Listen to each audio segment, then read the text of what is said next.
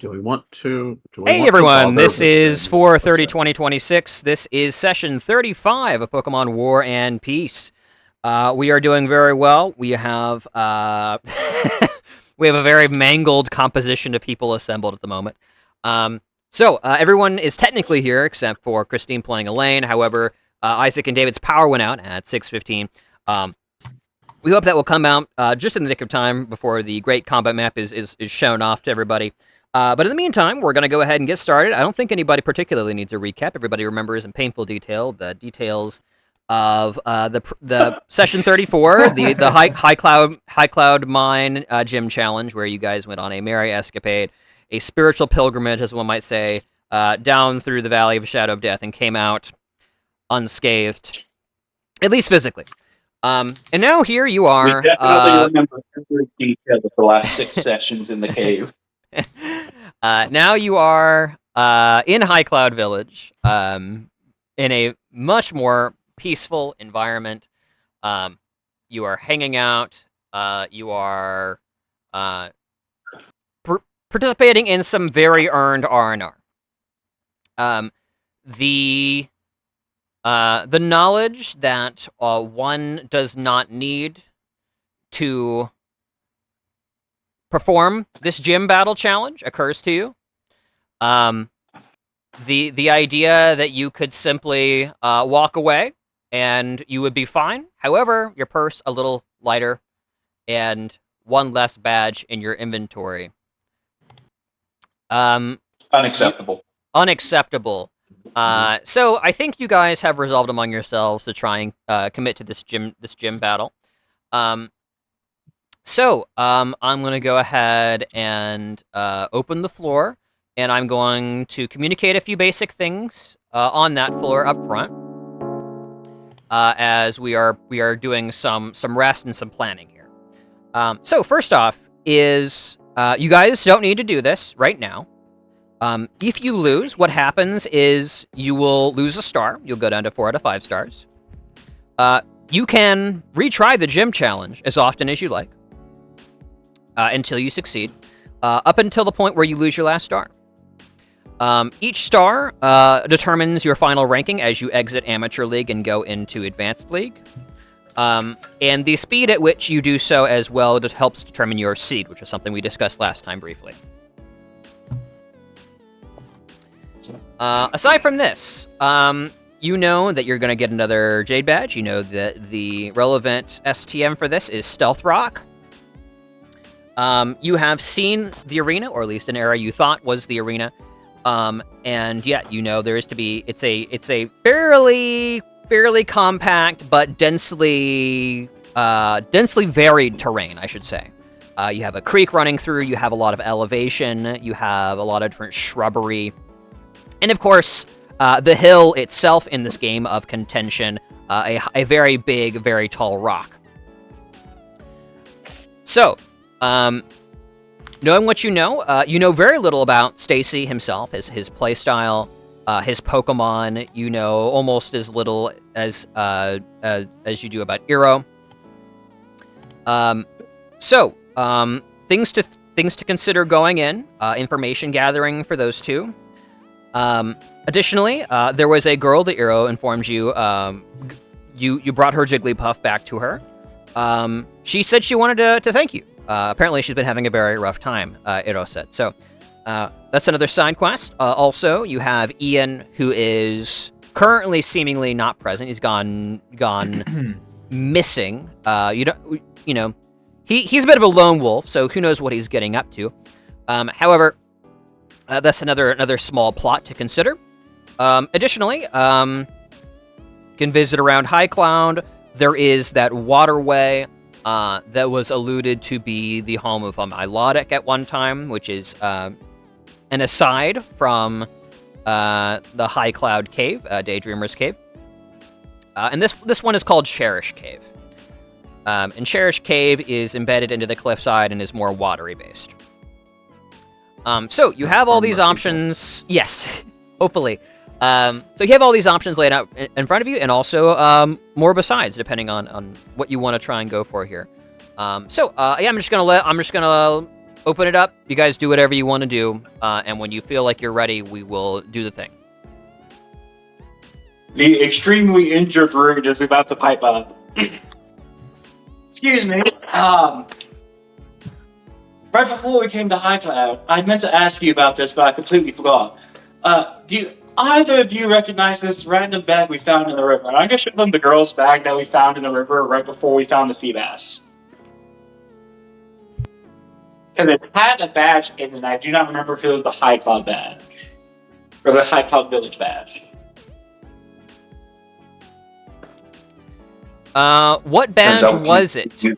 I am trying to remember what it is. I think it wasn't. I think it is actually the badge you hadn't seen yet up until that point, and I could be wrong, and I'm happy to be corrected. But this badge resembled something like a DNA strand encased in sort of a crystal, an amber, if you would. Very like Jurassic Park-ish. And yeah, you don't know what this is. You can only assume, considering you don't believe Amateur League to have opened up yet, and considering this is the only badge you found, this is probably the badge associated with Precipity City, which is the bug poison gym.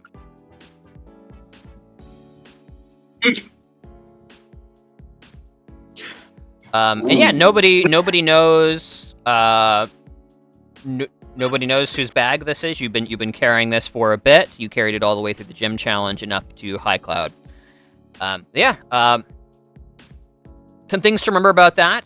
The bag was found downriver, kind of snagged on a series of rocks. One would assume that the bag was lost or discarded and flowed down the various waterfalls down from High Cloud and got caught in that water system. So presumably the owner is upstream, which would put them somewhere in High Cloud Village.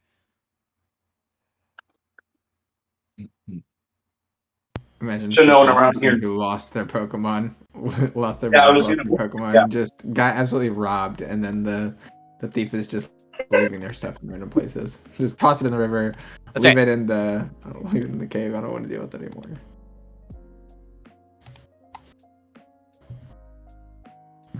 Okay, and were you attempting to roleplay something here? My apologies. Yeah, I was just trying to see if either Eroh or Stacy recognized the bag, if we were still in front of them. Recognize the bag. So you're no longer in front of them, but you can of course make the journey back up to Sunstone Temple if you'd like. You do know that Sunstone Temple, the journey up that way, does require its sojourners to make a focus check, lest they be inflicted with some potential debuffs. So keep in mind, so did we, such an adventure might be saved for later, or you could do it now potentially. I'm just letting you know potential consequences. What was that, Caleb? I was gonna say, did we? I guess, was it implied that we went back down at the end of last session? You did, yes. You were asked if you had any more questions. You know, there was some empty space in the conversation, and then you guys went your own way and ventured back down to High Cloud Village. Okay, bummer. Since we're not in front of them anymore, I'll hand it off to Elaine. I know she's not here right now, but I'll hand it off to her so that she can ask him about it. Rue does kind of want to go and do his own thing right now. I want to see if I can find Ian right now. Remind me who Ian is? He is the trainer that had a Nidoking. Nidoqueen, yeah. Mind if I come with? Yeah, Ian. Yeah, Ian is the lone rival character, who was sufficiently intimidating to you guys as you were entering Low Cloud Mine. He was in the. He actually passed by you guys in the compelled battle zone with a fully evolved Nidoqueen at his disposal at the time. I can't recall the level at the moment, but it was very high level compared to where you guys were at. So, moving on, you are trying to find Ian, and so this will probably require a little bit of sleuthing. some spooky music. Not necessary here. Let me get some different music. One moment. I'll go back to my chapter 1 stuff. Yeah, let's do. Yeah, we'll do like the Kitakami stuff. Okay. So looking for Ian. You quickly realize that Ian's stuff is still at the sauna. Presumably he has his Pokemon with him. He has his shoes, he has his clothing, but he still has several of his belongings, including his primary backpack here. You ask around and find that the lady running the sauna, like kind of the grandmotherly character there, does inform you that she does see him around every now and then. She's seen him twice in the last 3 days since she last saw you guys before you embarked on the gym challenge. So Ian is around, but he is not imminently present. He appears to be doing things in the area. That's most of what you get at a kind of cursory glance. What were you saying, Isaac? We have power. Hey, Power came back. Yeah, Would you guys like me to give you a couple of minutes to get on your devices? Yeah. If you'd like, I can direct my attention towards Caleb, Amber, and Vigo. I'm gonna leave this here for fun. This looks really nice. Good. Yeah. Oh, nice.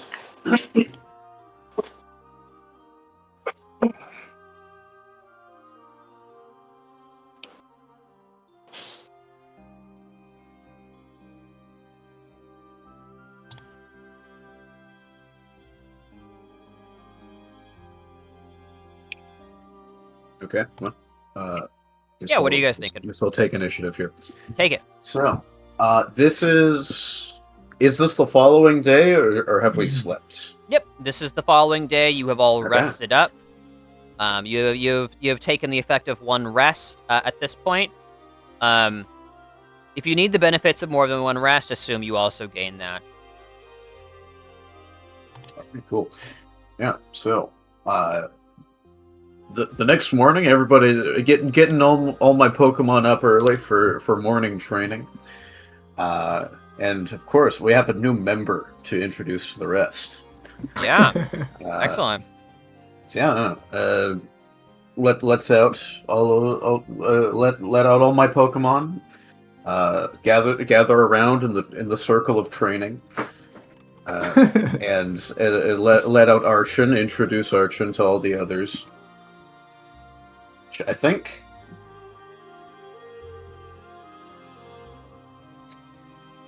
Yeah. Funnily enough, Archon is, I think, the first male Pokemon I've gotten. Ah, yes. The Archon harem. Yeah. Yep. Oh no. Very good. So, yeah, you introduce them. There definitely appears to be some general acceptance. At this point, most of your Pokemon respect you enough that they take your new acquisitions in stride and assume that the creature will prove themselves in brutal combat soon enough. Very good. Well, that's what this is all about. We just gotta kill each other. That's right. Yeah. Mic yeah, check 1 2. Can y'all hear me? I can hear Yeah, you. we can hear you. You're a little quiet. You are a little I'm quiet. a little quiet. Yep. Once you have your microphone about where you want it to be, I will just adjust you on my end.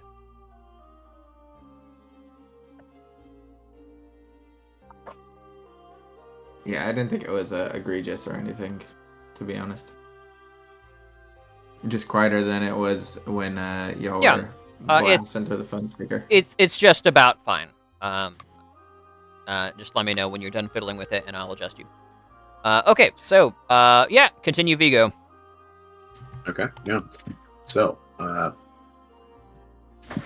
none of my Pokemon other than Frigibax during the gym challenge participated. So they all need to train. Well, in Archon, but Archon's also new. So everybody else must train extra hard for the next until the gym battle. Yeah. Especially since we're resting. This is intended to be EXP training because I don't have like any downtime activities that I would like to do. Sure. And this could also be justification for how Pokemon who weren't really in the gym challenge are getting XP. Sure. Just really intense training for a few days, presumably with Frigibax like in the backpack, leading it alongside Vigo. Mm-hmm. I would let you guys in this sort of integrated downtime. Normally, I would if you're chilling in a town and you're doing XP training, I will usually make you expend resources to do so. Just for the first instance here, I'll let you do one set of XP training for free as you're kind of going into your deep cathartic rest here at the sauna and catching all your Pokemon up on all the crazy things that happen in the gym challenge. You can think of this as almost like mandatory resting, so I'm not going to make you pay for it. Yeah, go ahead and do your wave of XP training for sure. Oh, wait. It looks like I keep getting noise through the microphone, and I don't know why.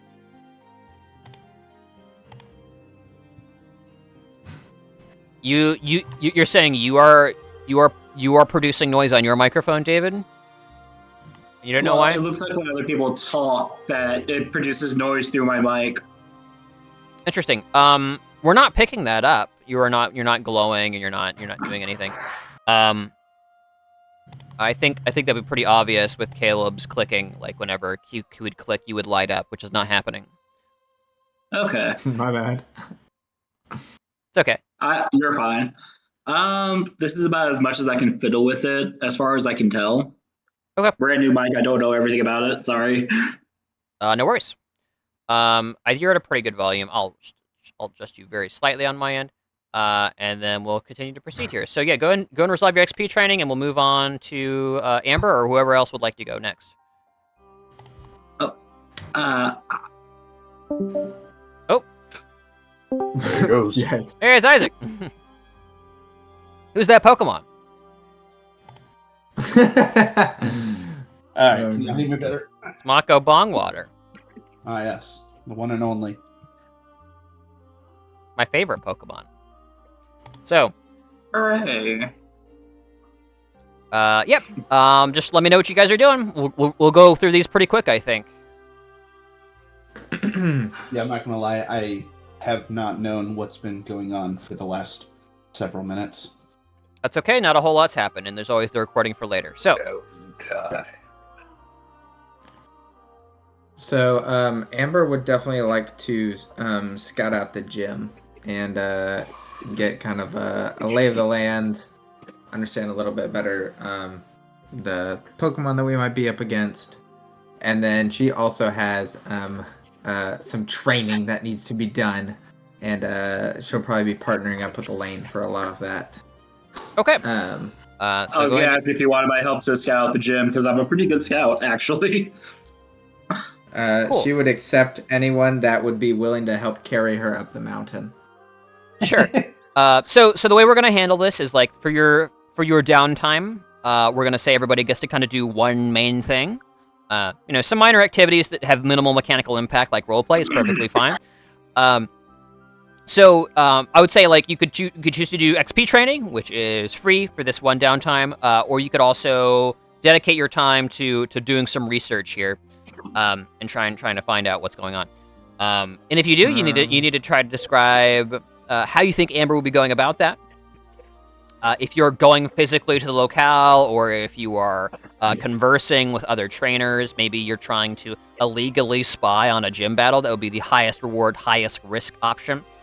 That kind of thing. So she wouldn't be trying to illegally spy on the gym battle, but like last time there was like a view of the of the arena that we were able to see beforehand. So like if there's like places like how there was like glass that people could see through for this gym, like she doesn't necessarily need to see like a battle. Like she's not trying to cheat because that takes some of the joy of winning away. Sure. But like she does want to get eyes on the field, and maybe keep her eyes out for any Pokemon that may be around the gym, or like with their trainers, kind of maybe scoping out. Maybe like surely the gym leader and like them like to keep their Pokemon out like we do. They're their friends. They're not just their like weapons of war in the battle. So Sure. she'd be keeping her eyes and ears open for that kind of thing as well. Okay. So just sort of hanging around the temple. Sure. So, Now, if she doesn't think she can see the map, then she would like if she can't get eyes on the thing legally, then she would abandon the hike altogether. She wouldn't find it worth it. sure. Well, so far as you're aware, when the arenas aren't in use, anybody can see them. They are also occasionally televised, or event matches are put on for people to see. So this information shouldn't be too terribly hard to discover. So I guess the question should be here: are you, in terms of like if we're doing X13, are you doing Intel map, or are you doing Intel hostile? Do you want to try and focus on Pokemon, or do you want to try and focus on like the actual terrain and map and try to get the lay of that land? Intel map. Intel map, sure. Okay. So yeah, you're in Sunstone Temple. It was a pretty devastating hike to get up here. But now that you're up here, you are looking around. And yeah, you get the impression that gym battles are happening semi-frequently. Which would be an indicator for why you're not seeing a whole lot of like the dedicated battling Pokemon out and about, as they are frequently being ferried to and from a healing center and to and from the field. It appears like a lot of these amateur teams are getting stuck on Stacy. There's a lot of frustration in the air, and there's also kind of like you're noticing that there's definitely like a competitive sort of edge happening, where like on day one, these trainers might have been extremely cooperative with each other, and now it's obviously like there's information warfare happening. You hope there's not sabotage, but that thought crosses your mind, kind of coming from like more of a cutthroat survivalist society. Oh no. You're looking around, and you do manage to gain a look at the battlefield, where you believe this is one of the two potential battle sites. There's two? There Oh, are. no. It seems like, from what you can gather, based on the number of badges people have, they are escorted to different arenas. There is a more simplistic arena where you saw Stacy initially, which is an extremely flat, basic kind of sandbox sort of arena, where skills and execution matter way more than kind of comprehension and how to use the terrain. And the second one is what you are gathering is the source of much pain and suffering for those people who have one badge or more. So I'll go ahead and show you that. No check required. This is how you spent your downtime. So let me show this to you. One moment. See how long it takes to render in.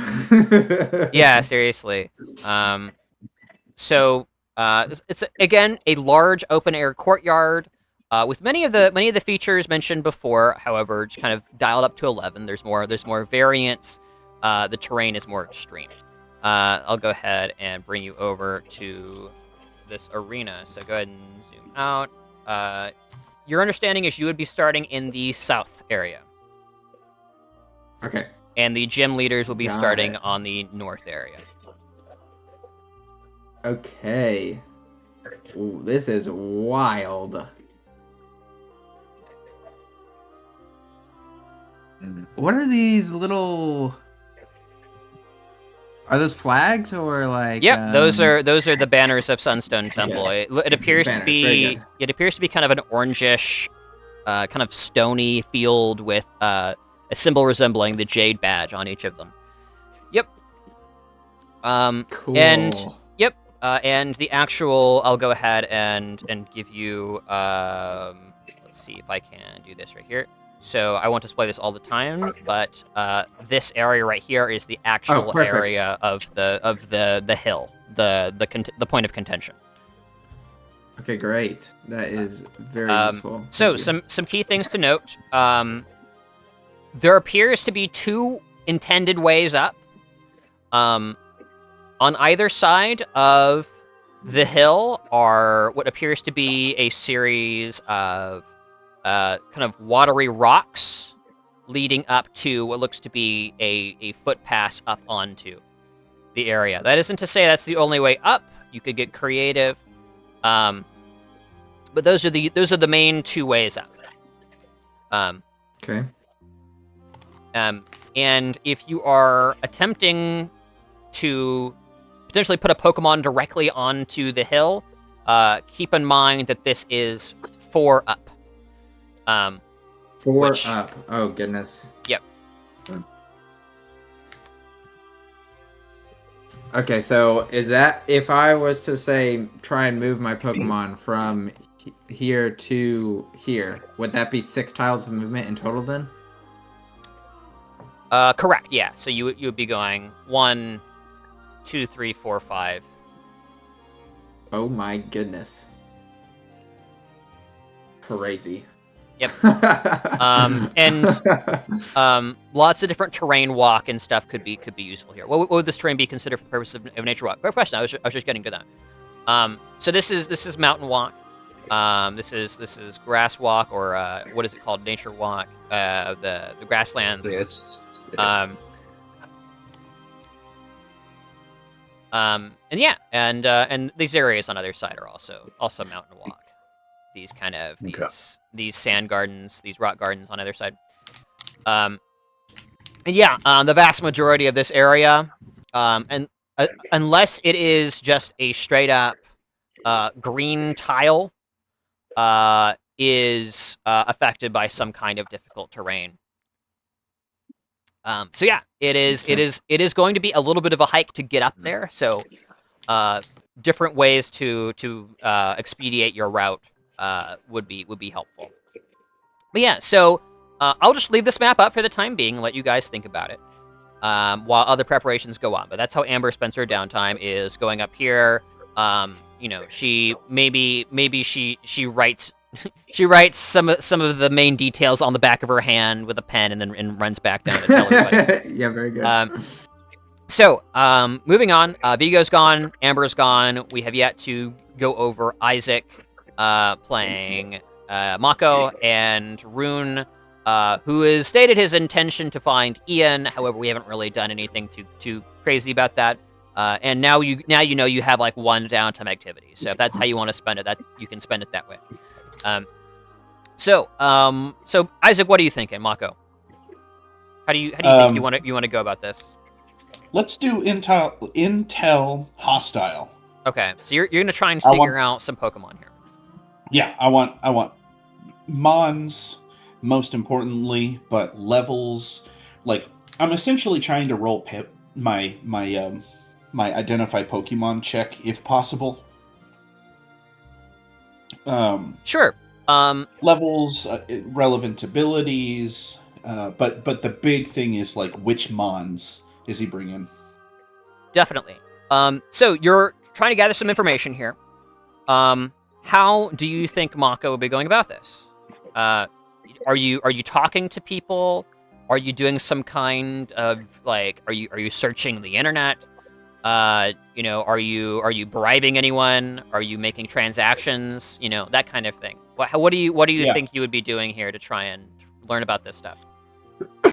First line of attack is definitely try and find a way onto the nets and use his tech ed to sleuth out any kind of digital footprint, any kind of way that any forums where people drop the names of his mons, Sure. news sites, that kind of thing. But I do also want to talk to people and definitely. So what you find is, except for a few very few dwellings in High Cloud Village, there is no internet, and there definitely is no internet in your residence where you're staying in the sauna. What you do find is a internet cafe, which apparently has quite terrible bit rates, and you got to pay 300 Poké-Dollars to get in. Okay. Well, I was just about to say also that if the risk of expulsion is nil or negligible, he would be fine with throwing out some bribes. So I will fork over the 300 for the internet cafe. Yep. And this is a legitimate transaction. This is just the fee for accessing the cafe. Yep. So you get in there. I just mean if there's any other ways I can spend my money, I do apparently happen to be one of the richer of us. I think you are. So, there's like 6 devices in there. It's a very primitive cafe. You get the impression that this is almost entirely used by outsiders and the occasional high cloud youth who hasn't left home yet. You gain access to one of the devices, and you begin to shift through the web to try and find whatever you can about Stacy. Go ahead and roll a tech education check, and keep in mind, low bit rates. And also, what you're finding as you're moving on here is that High Cloud Village is kind of a low digital profile area in general. Like I said, there have been a couple of televised matches, but those are the exception rather than the rule. And Stacy isn't really a celebrity. In fact, he's definitely like in the lower tier when it comes to like popularity and how often you see him. Partially because his appearance is so off-putting. I can see him being like like the news is out to brainwash you type of person. Yeah, a little bit of an Alex Jones kind of persona. Definitely. So 17. That is going to give you one Pokemon. Which you know to be on Stacy's amateur league team. And I'm going to go ahead and roll a d5. And it will tell me... Aha! Okay. You rolled a 5, which is, of course, the most iconic Stacy Pokemon, Stacy's Ace, which is a Lileep, a grass rock type. Oh my goodness. Okay, but the fact that... Okay, but hear me out. This is a good thing. This means the Ace is not Shaman. Yeah, fair. Yeah. So, as you're doing your research, you actually do find that while Stacy is one of the few known trainers to have tamed a Shaman, he actually very rarely uses the Shaman in battle. He thinks of it more like a business partner rather than an actual Pokemon that he trains himself. Business partner. So, I will inform Amber and then try and catch her as she faints in relief that we will not have to fight a Shaman. So, Amber would not be convinced. She would still be a little bit, would still be a little worried. That sounds like a naughty type. The Pokemon Stacy is known for when he is not participating in the Amateur League is actually a Credilli. Which is, of course, the fully evolved version of the league. Go ahead and roll your Pokemaniac on this Lileep as you're able to cook up some low frame rate footage. Very nice. This is a bold Lileep, which is a plus defense minus attack Lileep. The abilities it has are Suction Cups, of course. Which is an at-will shift action, where the user gains +5 damage reduction for one full round. And the user is immune to push effects. This is at-will. So, instead of moving, the Lileep can basically, anchor down, get tanky, and get hard to move. Oh, man. Its second ability is called Life Force, which is a 5x daily swift action, where the user gains a tick of hit points. 5 times? Yep. That's Lilith is insane. chunky. Yeah. Yeah, I've had my eye on this thing for a while. Not because I plan on using it, just because I was scared.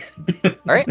And finally, Pokemaniac also gives you the level, and you know the level of this particular ace. Aces are always a few levels higher than the rest of the team average, is a level 28. Okay. Probably safe to assume the rest are roughly 23 to 25. Yeah, I'm gonna get it. Few means 3, so I'm Okay. gonna say. There you go. Alas, that you did not roll a 20 or higher. You would have gotten 2 Pokemon instead, but we take what we can get. Cool. Lileep is still a very good find. Cool. So that's it for Mako. And keep in At mind, least it doesn't have Storm Drain. people can also still go after more Pokemon. That's just the effects of Mako's downtime. If Rune wanted to chip in, he could. It's not like he's under any restraints now that they're out of the gym challenge. Rune could also be going after other things, like his own objectives here. And Elaine is still not here quite yet, so if you guys want to try and decide what she does here as well. Additionally, you have the Ian thing, and you have the girl that wanted to see you still. I almost feel like Elaine would want to know what, like, other than Pokemon, what are we going to have to deal with in this fight? Like, are there going to be, like, what are the weather effects? What are the, you said if it's not green, it's some sort of difficult terrain. Like, is what's his face going to be using items? Like, Sure. Yeah, sure. Yeah, we'll say that's in battle doctrine rather than in Pokemon or the arena, for example. Battle doctrine. So Elaine is trying to do some research and trying to figure out how Stacy tends to conduct himself in battle. So how do you guys think Elaine would go about doing that? She's pretty charming. She's pretty charismatic. She has some decent intuition. She has some occult tendencies.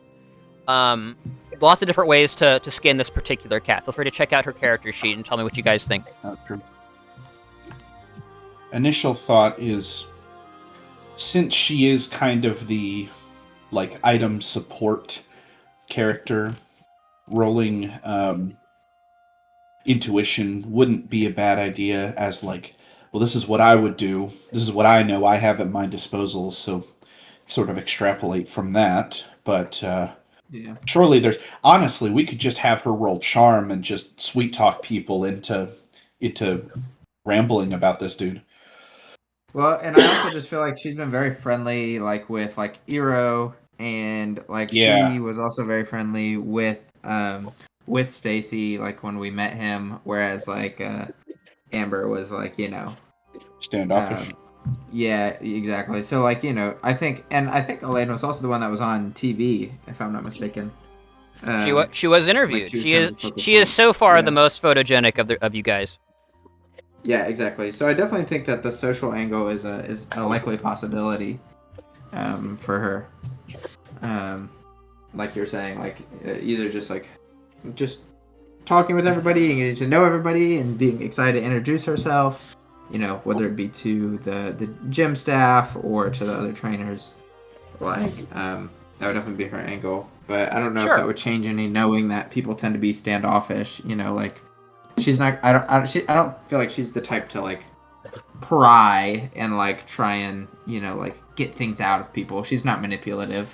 So there would be a very genuine, I feel like, aspect to it.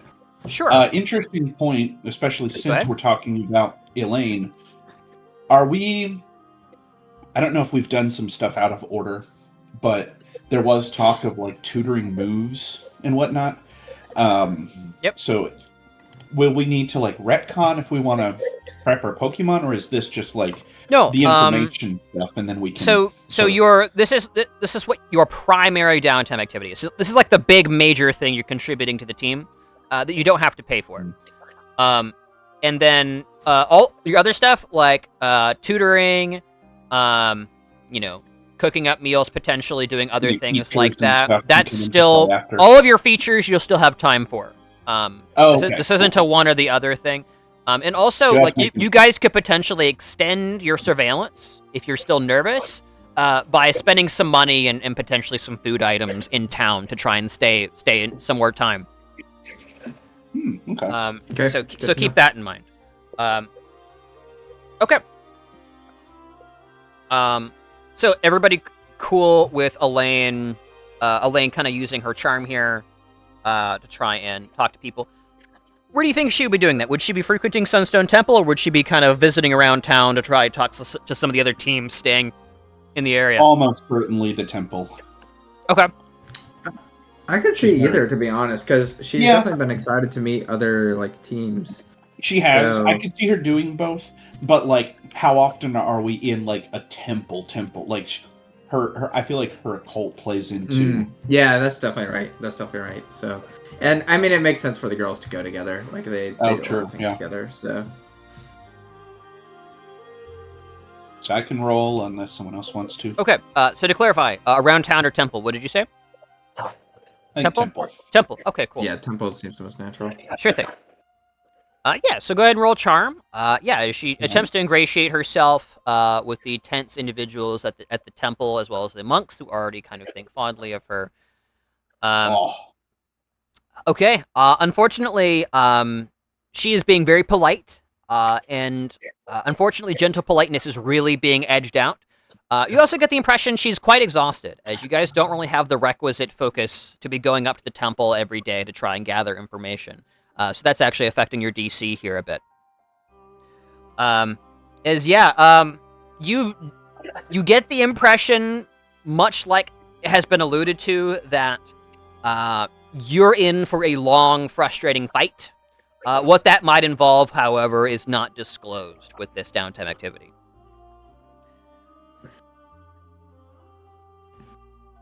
Okay, so going over to Rune. What are you thinking, man? I definitely want to use my downtime to try and find Ethan. Ian, yep. Sure. Yeah, you look around, and you're initially frustrated that you did get that information from the landlady at the sauna. You begin to concoct a scheme to try and ambush Ian on one of his few visits back to the sauna where he rests up, heals up his Pokemon. And yeah, you're going to go ahead and tell me how you want to try and go about doing that. If I'm ambushing him when he tries to come back to the sauna, then I'm just gonna like be chilling on the roof waiting for him. Sure. Well, that sounds like an acrobatics check, or perhaps guile. I will do acrobatics. Sure.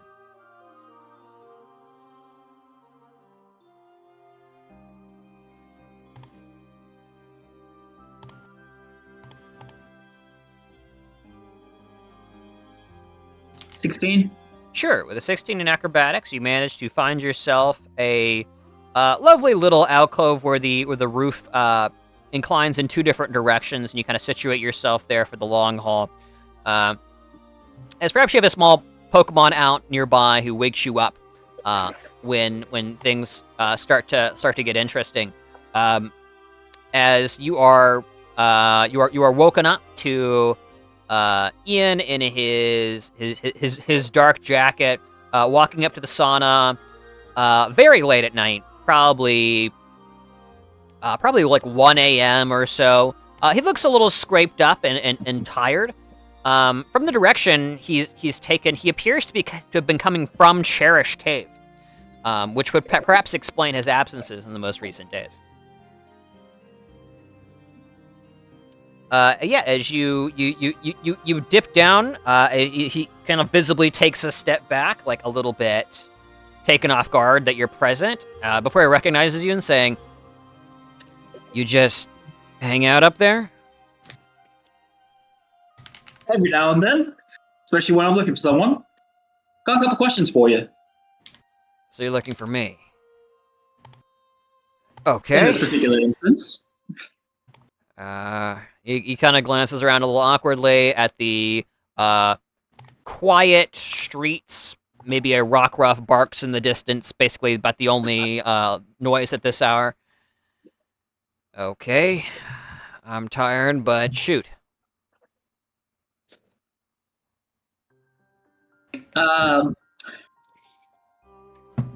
There's a person of interest I'm trying to find, and I don't know if he has a connection to, I believe the man's name was Major Margrove, but I'm just going out on a limb and it's trying to see if you've ever heard of a man called Dr. Ackley. Okay. Yeah, you definitely get the impression Ian is used to guarding his expression even when there's not necessarily anything to guard. He's just sort of an edgy, introverted kid. As yeah, you can try and fish out a reaction from this just with an insight check here. Excuse me, intuition. I will get nothing, but I will try anyway. Yep. No worries. This will be a little skill challenge. Okay. Yep. Yes, and your personal work as a detective has always needed a little bit of work. As you ask these questions, which in any other instance probably would have elicited some reaction, either in the positive or negative affirmation to your query, but you're getting nothing. As Ian says, "Why do you want to know?"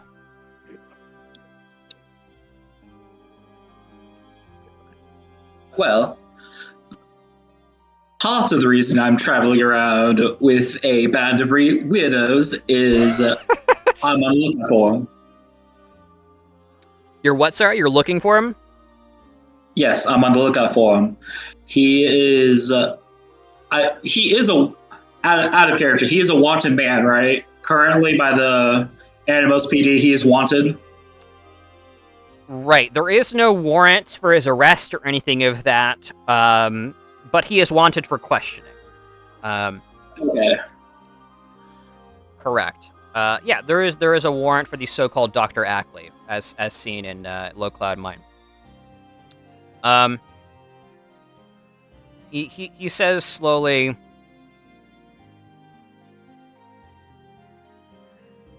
"I don't think I've heard of him. But, I guess I'll tell you if I've seen him."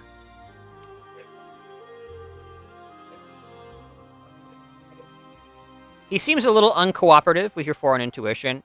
It doesn't help that he's not he's not particularly cooperative most of the time, but also he's also like visibly tired, which might actually help if you were to pressure him to try and get him to break potentially. However, that could potentially damage our relationship in the future. Oops, somebody drew on the map. Got to blow that up. Yeah, my bad. I was trying to You're use okay. a ruler. You're fine. So, what tack do you want to try and take next? We'll say you're one failure, and you're gonna need 2 successes or 2 failures to try and win this guy over.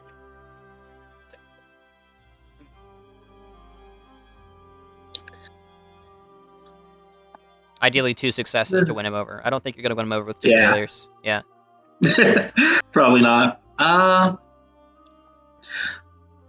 Looking, I can tell you're pretty tired. I didn't mean to ambush you this late. I didn't think you'd be back here this late, to be quite honest. I was just waiting for you to show up. But it is very imperative that I find any information possible on this Dr. Ackley. And the last time anyone saw him was the current group I was with in Low Cloud Mine.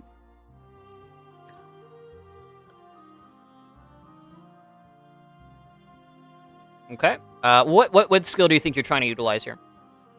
Convince him you aren't a threat by being impressively incompetent. That's right.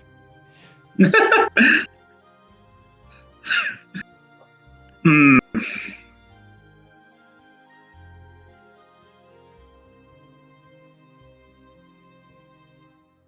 Can I say this is an attempt at guile via a trading of information? Okay. What information are you offering? In this particular instance, I've freely offered up that the people I'm with have already seen him. So I know he's around. I'm just trying to confirm his, see where he might have fled to. Okay. The fact that you didn't really present it as a deal and you offered that information more or less freely initially, is a little bit weird. That I think that would probably be hitting your DC here if you tried guile in this way. If you want to try and offer some other piece of information, I would allow it.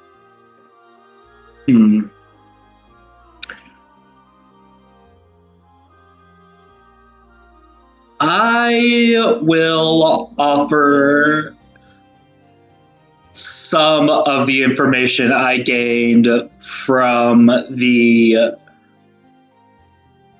Golden Tower. Okay. Is it Golden? It's not Goldenrod Tower, is it? It is Goldwind radio station, radio tower. Yeah, yep. Goldwind radio station. Yep. So called, of course, because it's it's related to Goldenrod Tower. It's kind of relaying from them. So you're going to expose some information you gain from your investigation at the tower. Interesting. What bits of information do you think you would be telling him? Or do you want to keep that close to the chest until? I'm willing to make mention of some of the papers I found there, but not exactly what's on them. Okay. How do you present it? Like, how do you present it like it's something he wants?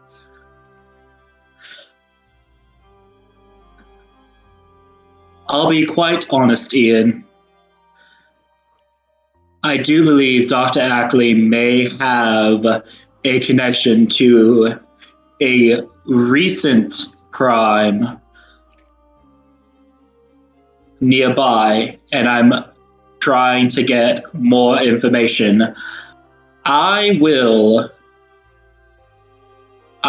to present you with some of the information I found there on the scene if you're willing to cooperate with me. Okay. Interesting. Cool.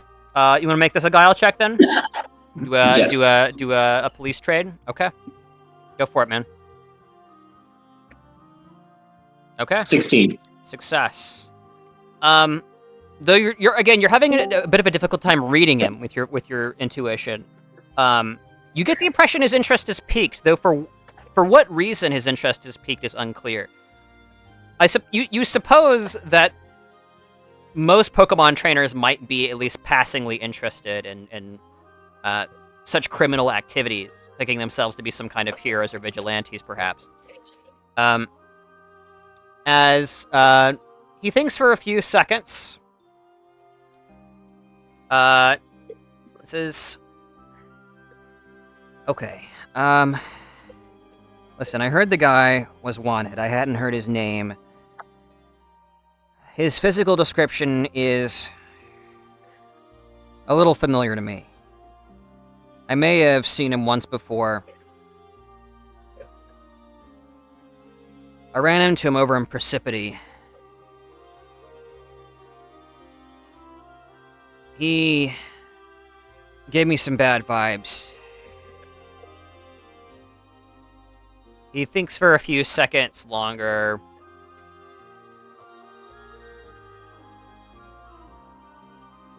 I got the impression maybe he was there for some kind of research trip or meeting a colleague. Precipity is filled with those science-y people. Specifically the mad science-y people. That it is. Okay. So that was 1 out of 2 successes. You got some information about Ackley. The final success here would be oriented towards learning anything about this Major Margrove character, potentially.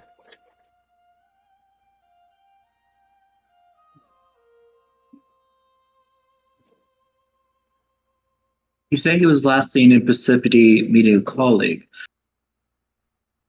From what I heard from my companions, his coat had a military patch.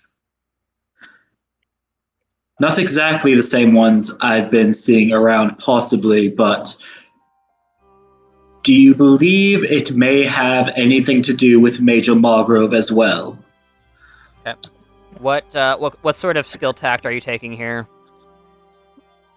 This time I'm trying to look very closely for any reaction on his face.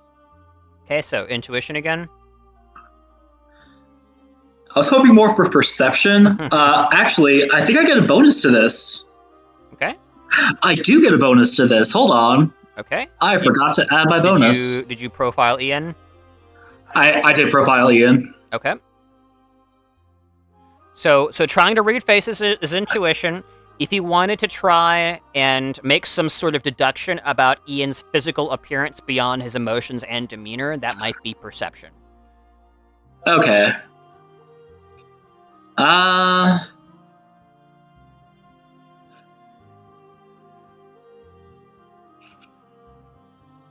Yeah, I will try for intuition. I'm not sure. I doubt it's going to do much, but Okay. I do get a +2 to this. Okay. 9. Okay. Ian kind of stonewalls you again, and he looks like he's about to break off, and then he asks for that information you promised him.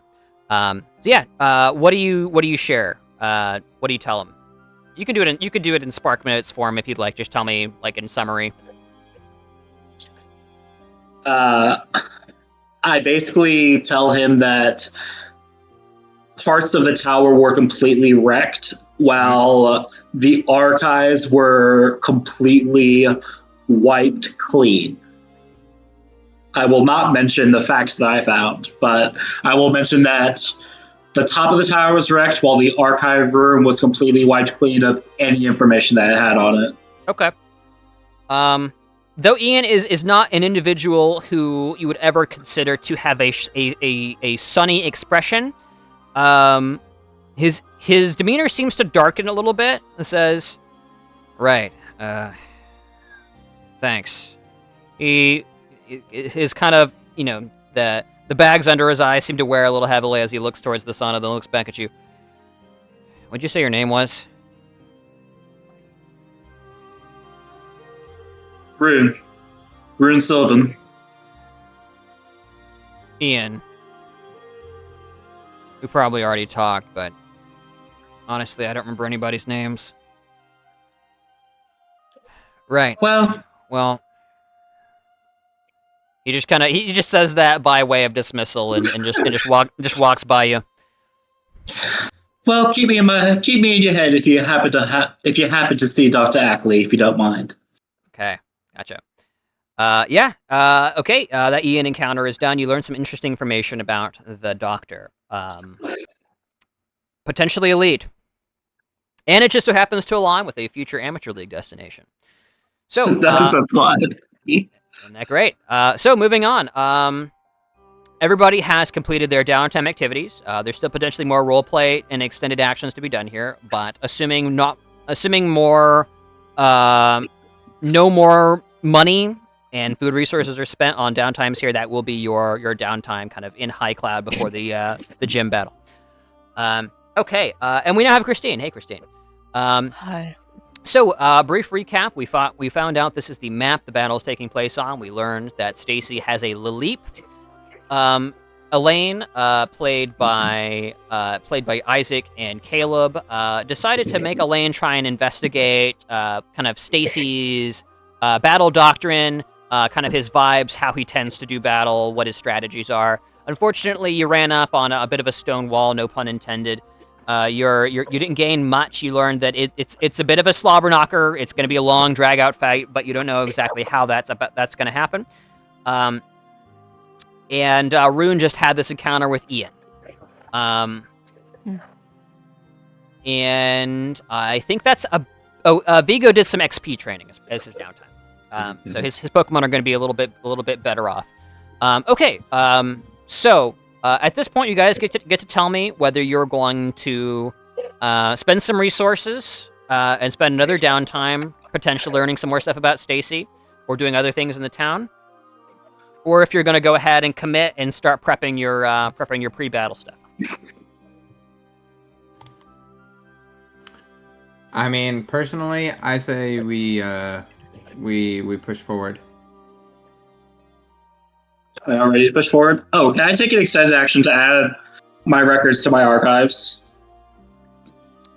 Add your records to your archives? Which records? Yes. I have the records of Route 6, the Route 6 Lycanroc and Rockruff Pack. Oh, sure. And Agent Hendrix. Totally. Yep, you can do that. Okay. And keep in mind, you still have that potential social encounter with the girl who wanted to thank you. Okay. All right. So,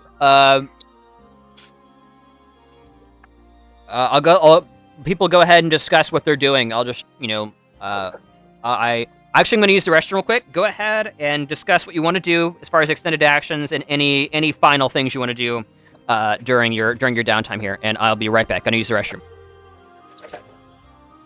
Okay.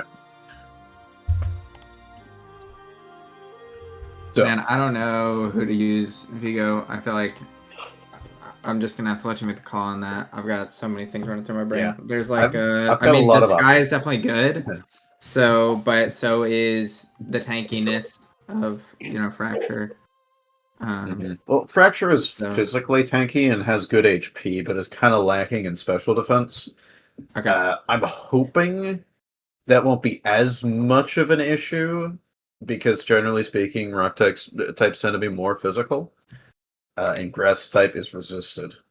However, the Laleep scares me a little, because that's a special rock type that learns like ancient power, a few poison things. I'm pretty sure it learns acid. Yeah, it gets acid, so that's special defense drops. Like this Laleep is very scary to me. Isaac, Yeah. didn't Calamari learn acid? I think so, actually. Hold on. Yeah, I don't know. Like, my strat that I was hoping to do is, I mean, not entirely out the window, but like,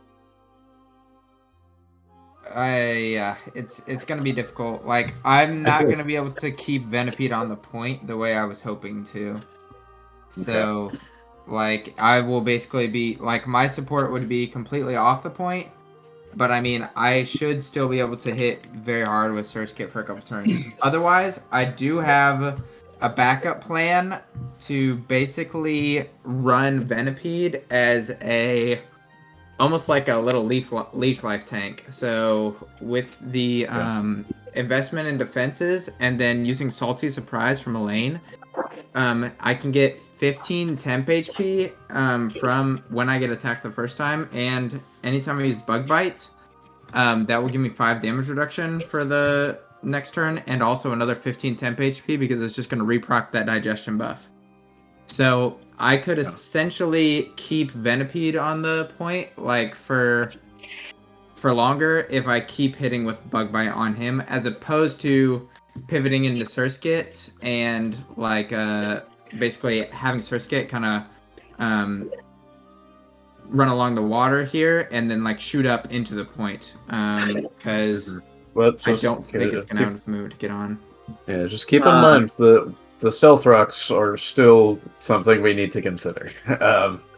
As we're looking at 2 ticks of hit points for anything weak to rock, which is bugs. I do so- have. which is very I- anti-juggler.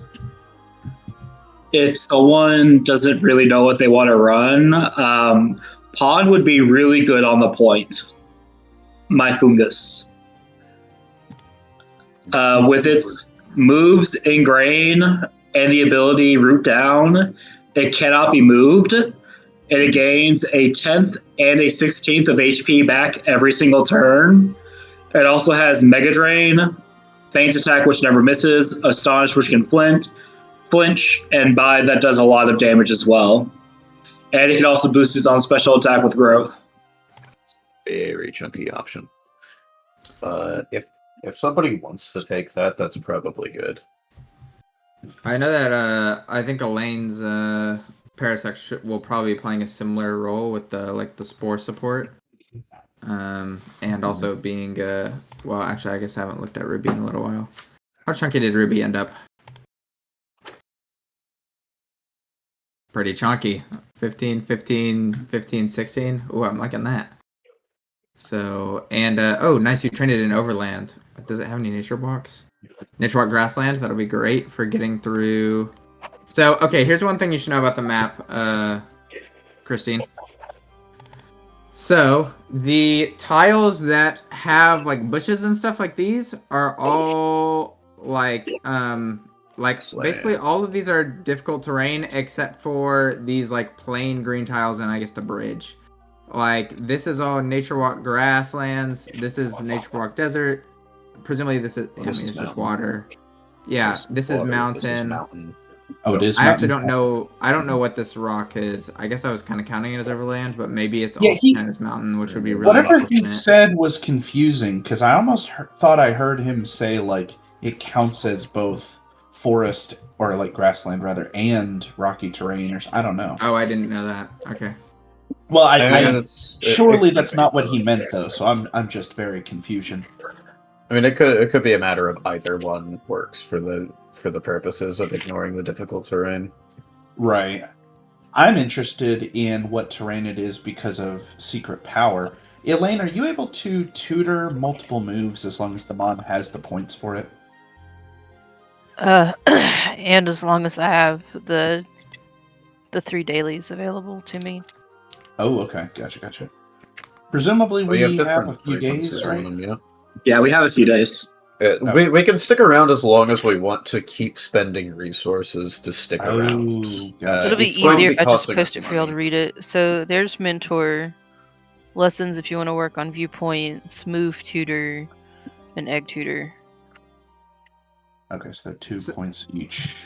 Okay, so move So tutor I'll, and egg tutor are both once daily. So if you can get it through mentor, that's always going to be better because first off, it's cheaper, and second, that's a 3 times daily. So do consider every move we tutor or every time we want to use like egg tutor or move tutor more than once, we will need to spend an additional day here. So let me clarify something Austin said earlier. Austin said that doing additional like intel like gatherings such as the map stuff, the intel hostile, the battle doctrine stuff like that, he said that would cost us extra days. He said that assume you have enough time for any of the stuff that already takes resources, which is the like extended actions. Yes, but these are stuff daily like limitations. That's what I'm saying. The mechanics of these features require us to stay multiple days and presumably consume resources again. But by the limitation of the ability. Right. It was stated that we have the effects of multiple rests, but not necessarily. That doesn't necessarily mean we have multiple days worth of extended actions. Well, I do I remember get my Austin AP back.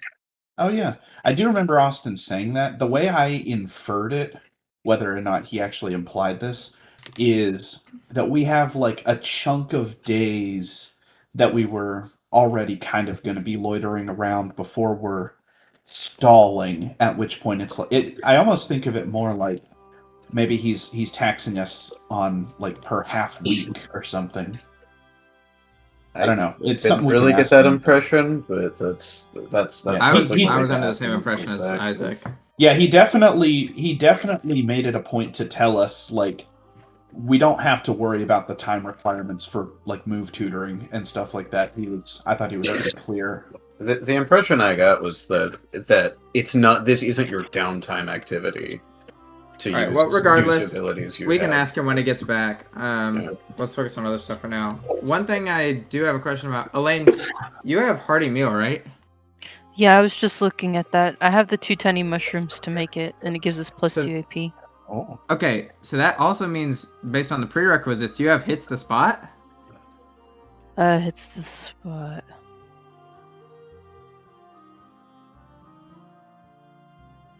Let me double check, because I might have... This was early in my character development. While she's checking that, does anyone particularly that's want only your to Pokemon. have moves tutored? Like, is anyone actively looking into that? I will require at least one on any Pokemon I'm bringing. Okay, gotcha. Yeah, I'd ideally like to have 2, but if there's a time limit, then I can settle for just I can get Yawn as an egg move. So Well, be sure to check I'm Yawn in bringing, this because a lot of the times moves are rebalanced. I don't know what it does here. yeah, Oh, true. I'm gonna be Same bringing times whatchamacallit, Toxic Spikes, which is an egg move for Venipede, and I think that is kind of a critical piece of strategy. So that's my priority for that. And then the other stuff, I only need 2 other extended actions from Elaine, but they're like a. So did Austin ever explain whether or not other class abilities affect Pokemon that don't belong to them? I don't know why they would. Okay, because with Hits the Spot, it says you or your Pokemon. So my guess is it would be Elaine and her Pokemon. Yeah. But there's a lot of things where it'll specify your Pokemon as opposed to just a Pokemon. So presumably those things would. Caleb, I know why I thought I had Hearty Meal. Once upon a time, I had Hits the Spot in my character sheet, but then I remember Jeremiah looked over my character sheet and was like, hey, something's off. And then I realized I had an extra feature, and that was the one that I got rid of. So I don't have it. Okay, cool. All good. So Isaac, keep in mind with Yawn, definitely a great move. Elaine is bringing Ruby, which has Spore. If I don't actually, did you get Spore? I guess that was a point of discussion. Sleepy time. Yes, I have Spore. Night team. I'm back. Yeah, she's got Spore. So that will be a very similar can't miss, puts them to Yeah. sleep, and hers also poisons them because of Dire Spore. Ooh. Okay. Very nice. So it's a twofer, and it's got 4 range, but it is a powder move, so it's not going to hit grass types. Oh, okay. Yeah. So Which this is would be the nice. only unfortunate part. Yeah. Couple questions for you, Austin. Yeah. Number 1, what terrain did you say the rock was? It is. I forget what it's called. It's the mountain terrain, like the rocky It's just mountain. Yeah. mountain terrain. Okay. Cool. I thought I heard you say something about it kind of counts as all of them, and so I was really confused. The whole map is a lot of different ones. So the rock gardens are also mountain, and then this other stuff is grass terrain, forested, as well. Okay. So if I take Ancient Power, you guys, that's flinching the Pokemon. So Or ancient sleeping power or power. hidden power? Because there's a difference. Oh, good point. Secret Power. None of the above. Secret The power, terrain okay. one. So many powers. Terrain one. Yes. Yeah. So then a the lot second- of mysterious powers. He's got Yes. the power. I got the power. It's so nice. It's so nice to have power back. It does. It is. So Elaine. the other, yeah, we get to regale Nick and Christine about that as well. The other question is, are we on time restrictions for the purposes of tutoring moves and the like? The features that have no. used 3 times No, daily. use as many extended actions as you like. If it's something that's like a power up, understandably you will only be able to use a couple of those. But if it's like tutoring, that kind of thing, just do all that stuff. You have some dedicated downtime here. You're allowed to do those things. Oh, okay. Maybe Even the if they're confusion daily? was like, Austin, What's up? even if they're daily? Like once daily?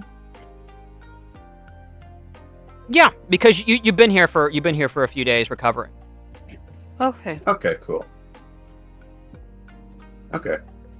So that should be relatively simple to Well, if make we've sure we been get all here the a few tutors days, I definitely want to start rolling some yield rolls.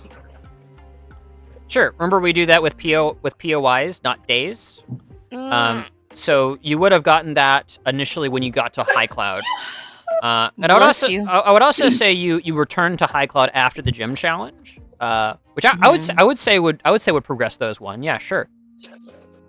So the one with the blue apricorn, you mentioned that it might grow up at the end of Daydreamer's Cave.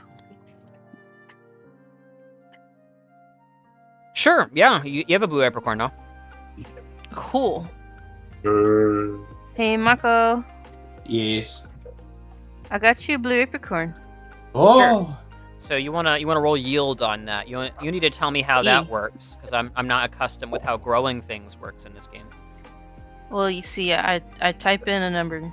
All right, and I get and then that I number. press- It goes to the DM. and the DM doesn't agree with I it. just typed in DM. 1,000 apricorns, Austin. That's how I do it every time. Don't you? I- What else do you do? I bury I and just kill use the everyone meter. in the room with me in apricorns. Apricorns fall, everyone I mean, dies. that's one way to defeat the gym. Just don't have a gym leader. Yeah, just murder. Yeah. Have you considered killing the gym leader? Yeah. So I'm pretty sure that here, works. let me copy and paste this for you.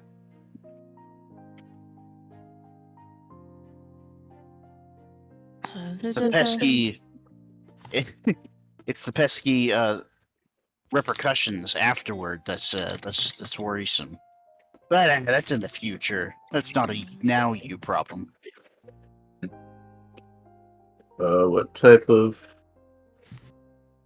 apricorn was it? Is it a blue one? It's blue. Blue. Blue. Blue. All right. 1d2 minus 2. Okay, so it can yield 0. But this is a +1, so minimum 1. Yeah. Okay. Cool. Well, I guess. Well, maybe not. We'll see.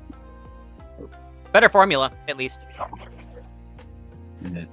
It's essentially a 50-50 chance, assuming it's been Oh. before. It was a good try. You gave it the old college try. However, apricorns are real hard to grow, especially portable.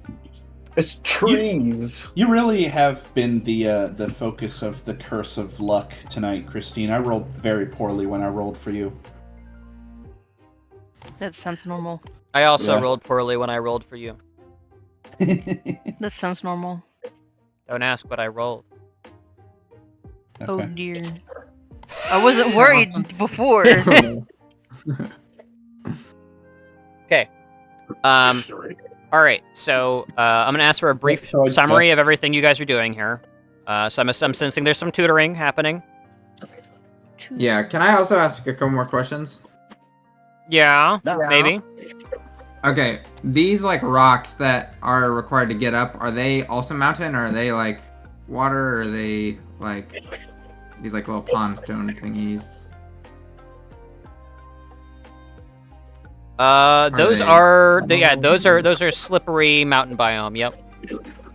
They're Slippery mountain biome. Oh, we love that. Yep. So they're Yeah, we gotta get your Okay. nature walk slippery mountain. that's right. They're slick with water. Okay. They're a little treacherous. And then as far as the like river itself, is it flowing? Is it pretty still? Is it like It's flowing, but it's not. we gotta it's battle not- the current again? It's flowing, but it's not horrifying. Okay. Cool. The river flows horrifyingly. And then the Oh. we had something about how is this like every second tile is or every second diagonal is like a tile? Because I'm not certain that the map is set up that way right now. That should be the case, but it is not the case. So let me change that. Okay. So that Thank you. let me go to Pathfinder dimensions, huh? There Appreciate we that. are. That should be the case now. Try it. Yes, that's very Cool. good. Thank All you. right. Yep. And then final question: would Nature Walk wetlands work for the river? Nature Walk wetlands.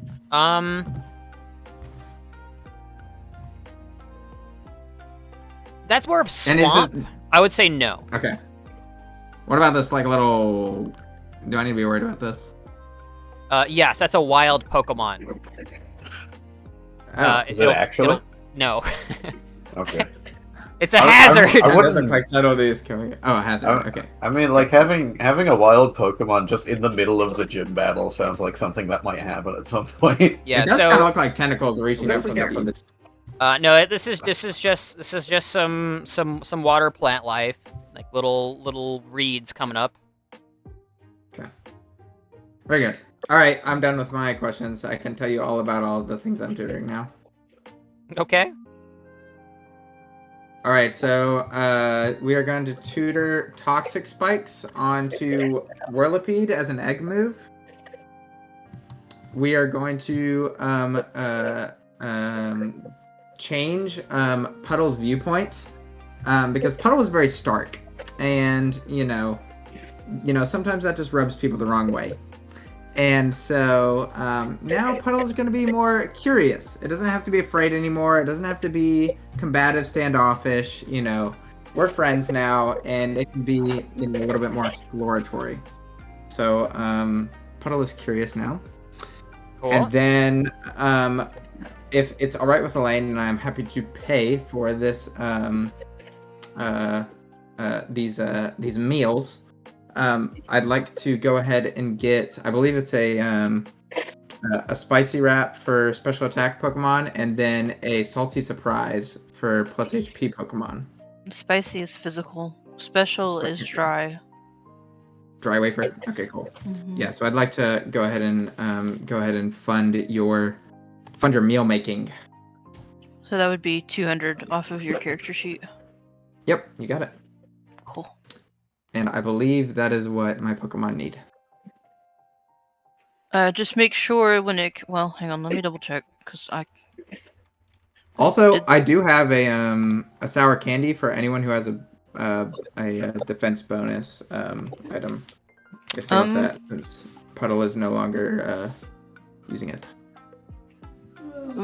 Does anybody want defense? I know that Ruby is attack, so I gave her spicy wrap. So if anybody's wanting to be the tank, I would. Well, not unless we want to keep Ruby on point. I mean, I'm not. I think pretty much we need to try and get people on point as much as possible. Okay. So I mean- is my thought process. Sadek could definitely benefit from a boost in defense because he only has 10. Is it a he? Actually, it might be a she. I hope it's a he. I named it Ludwig. Where is Oh, Jen? by the way, your Oh, there, yeah. your Edgar is a female. Ah, okay. Funny. Edwina. Edwina. Edwina? Oh my goodness. What are we going on about? Edwina. I like Yeah, that. yeah. I'll take the sour candy Yeah, for go Ruby. ahead and just have that. Nice. I'll have it. Okay. So, I'm just going to pose this as a general question because it makes this simpler. So, do we want a strong generalist that is not weak to anything here? Or do we want something that has the potential to deal very well with both sides, has coverage for both grass and rock, but is relatively squishy and more mobile, sort of get in there, run interference, get on point, that kind of thing. It would be nice to really hammer that tank and really focus it down. Yeah, I don't know how many so Whirlipede's going to be tanky, Parasect is going to be tanky. How tanky is Psyduck looking? I mean, I can Is it more post sleepery or let's see? I can post the stats. Okay, it's got 10 in each. Okay, so it is towards sweepery. Okay. I'm gonna fix your HP and make it more. Surskit is basically full sweeper, and should be able to break through with some very potent moves. But the key thing will just be like if I'm also doing Venipede, then and I'm not doing my switch back and forth like I was originally planning to, just for fear of Stealth Rocks. Yep. Then I'm not going to be able to contribute to the point and holding that down while also contributing to high DPS as much because I'm just Venipede isn't, or sorry, Whirlipede is not as focused that way. So I'm going to trust your judgment on this one, but I'm happy to hear other people's opinions. If I had to lean one way, I'd probably lean towards Fracture. Okay.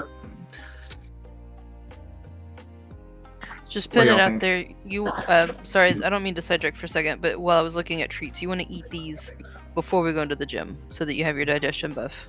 Don't put them in your held item. Anyway, back to our regularly scheduled program.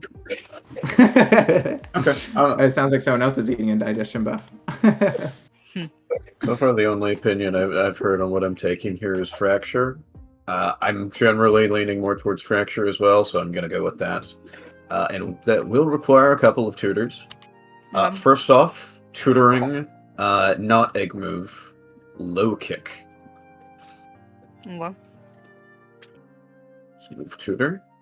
Did you say tutors are cheaper? Because it looked to me like mentor tutors are cheaper than the other tutors. So if you look at the mentor feature, that one only costs 1 tutor point, whereas the others cost 2. Move tutor mentor? Yeah. So if it's in your tutor list on your character, so go to your Pokemon sheet in the book.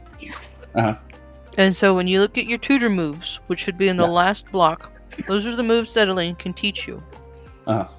If it has an N next to it, a capital N, it's considered a natural move. You can learn it automatically through the tutor move or the mentor. Oh, I thought I might be in the wrong Pokédex then, because none of them have N. It depends. No, there's a lot of Pokemon that just straight up don't have any natural tutor moves. None of mine have any natural tutor moves. But if you're wanting to learn moves, then it would be the Pokemon's level plus the sum of my mentor skills, which is 9. And you can go through your Pokemon levels list and see what moves they learn ahead of time, and Elaine can teach them. Oh, yes, we were talking about that, me and David. But the egg and tutor moves, you can just grab any of those, right? There's prerequisites. So, now that you're level... If the Pokemon is level 20 through 29, it can learn moves with up to Scene. Anything lower than that, let's see. If they're under level 20, they'll learn moves of at will or at end of turn frequency with a damage base of 7. Because if you scroll up, I posted it for you. It's going to be under move tutor. Oh, okay. Yeah. Do you see it? And these frequency meaning like once a scene? Yes. Any scene frequency. It could be twice a scene. Oh, good. Good. If it Okay. Good. Because basically it's just you can't tutor anything that says daily right now. Right. That's the only restriction on frequency.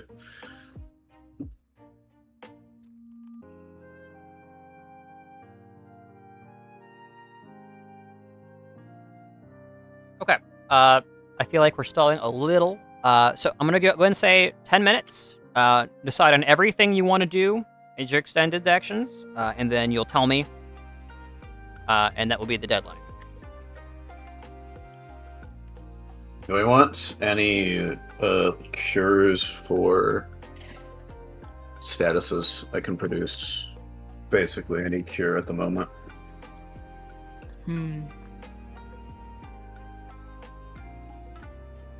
I could potentially see poison showing up. I could potentially see sleep showing up. My ruby should be fine because she's grass. So if they come in as powder, it won't touch her. My bug types, I've got Shit and Shield that I can use once on both of them to basically just shake off a status effect with no repercussions, so they're good. Yeah. Something else to consider.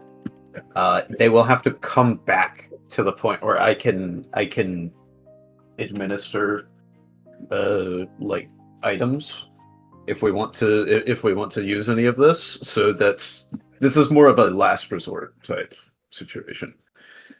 I might make an antidote or two just for the sake of having them, and they will almost certainly be useful later. But also, the berries that I'm growing are considered snacks. Snacks can be eaten as a free action in combat. Oh, very good. And I was going to say I have Pecha Berry Preserves, which acts as the same as if I had Pecha Berries themselves. So the preserves can be used for healing. Alright, would you guys rather me play tank on the point or hit and run, basically snipe their Pokemon with Surskit for as long as possible?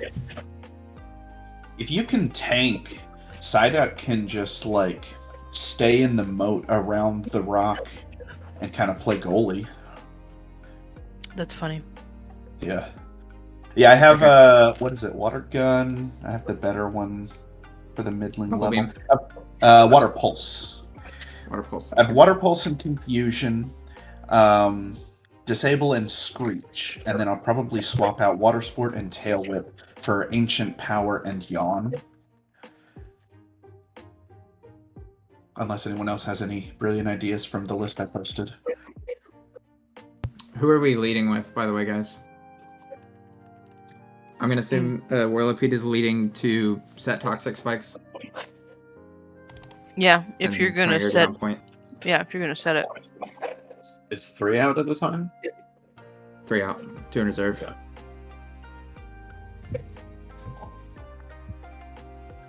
Yeah. I would like for Ruby to be out too. Or should we save Ruby for later? It's really a whatever, right? So yeah, I could see arguments for either one there. So it's got good overland. It's going to be able to get onto the point relatively fast with that 8 overland and Nature Walk grassland. Does Fracture have any Nature Walks? Mountain. Mountain? Oh. That's pretty cool. Yeah, maybe difficult to melee on this mountain. And what coverage moves is it bringing? It's got Dragon, Dark, and Fighting. Okay. Because I'm bringing... I will have Bug-type moves and Poison-type moves on Venipede on the point. So that's 2 different coverages for Grass. So we need probably more coverage for Rock to come with Venipede. Or Whirlipede. Man. Pestle. Are we bringing a... Are we... So we're not bringing any Rapid Spin. I wasn't planning on it, but I can... I mean, Surskit is going to hit like an absolute freight train. Yeah, So- but it's also... It also is going to be taking 1/5 of its HP every time it swaps in. It depends on how close it gets, right? So I have... It's just going to depend on... And also, Stealth Rocks are... Assume Stealth Rocks. That's a safe assumption. The idea Assume is there's not... going to be Stealth Rock. Well, the idea is not for me to swap in and out, in and out, in and out, right? The idea is for me to play tanky mode, right? So presumably Surskit may only swap in once after Venipede goes down, and then get hit with Stealth Rocks a singular time because it can only hit a Pokemon once per until it gets put back in its Pokeball. Okay, So- sure. Yeah, that makes sense. But it's not meant to survive super long. That was what the hit and run was for. But if I'm going Okay. tanky, then I won't have the AP to hit and run like I would originally have wanted to. Yeah, okay. So, what I would say is if we are not bringing rapid spin, highest priority, keep them off the point. Because once something that he can bind Rocky's stuff onto gets on the point, it's not coming off. Okay.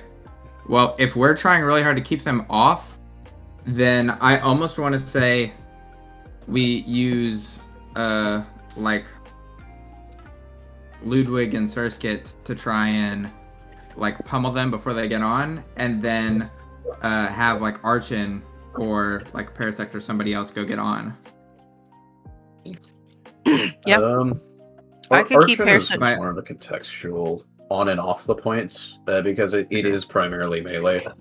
Yeah. Well, then in that case, like, but the thing is, that I also like the idea of getting one of our guys on there soon. You know what I mean? Mm-hmm.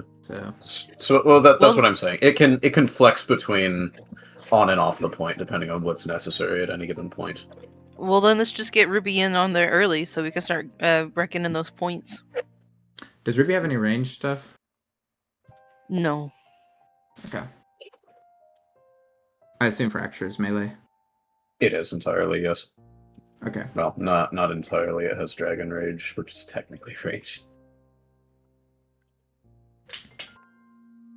How much movement does Fracture have? Currently I believe it's 8.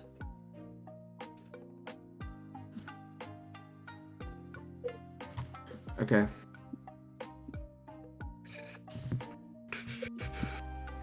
The mountain. How much movement is that going to take?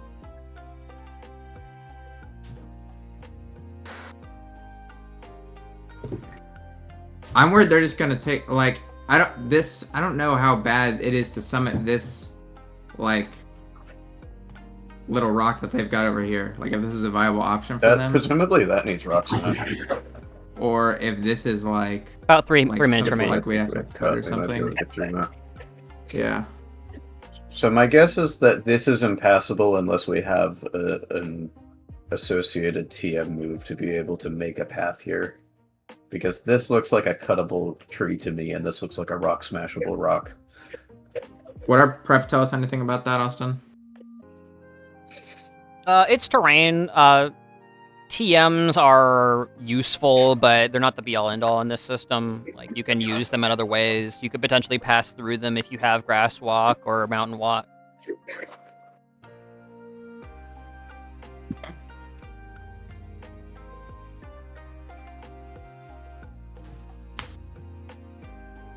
Assuming the long way Fracture gets there in 2 rounds, I believe. What is the... Oh, man. What's the restrictions on dual-wielding Pokemon? You have to sacrifice your action. Sacrifice my action. Because I want to manage 2 oh, wait, trainers. That's the gym battle. Never mind. Right, because I want to manage 2 trainers, and I find the dynamic between 2 trainers to be the most interesting. They don't have that downside. They command 2 Pokemon at a time without any downsides. And I remember we aren't allowed to have more than 1 out at a time, so I would just remove that line of questioning. Let us do more prep. Individual trainers are, like, you guys are allowed to have more than 1 out at once, but each trainer must have at least 1 Pokemon in the team that they are commanding, and only they command. Okay.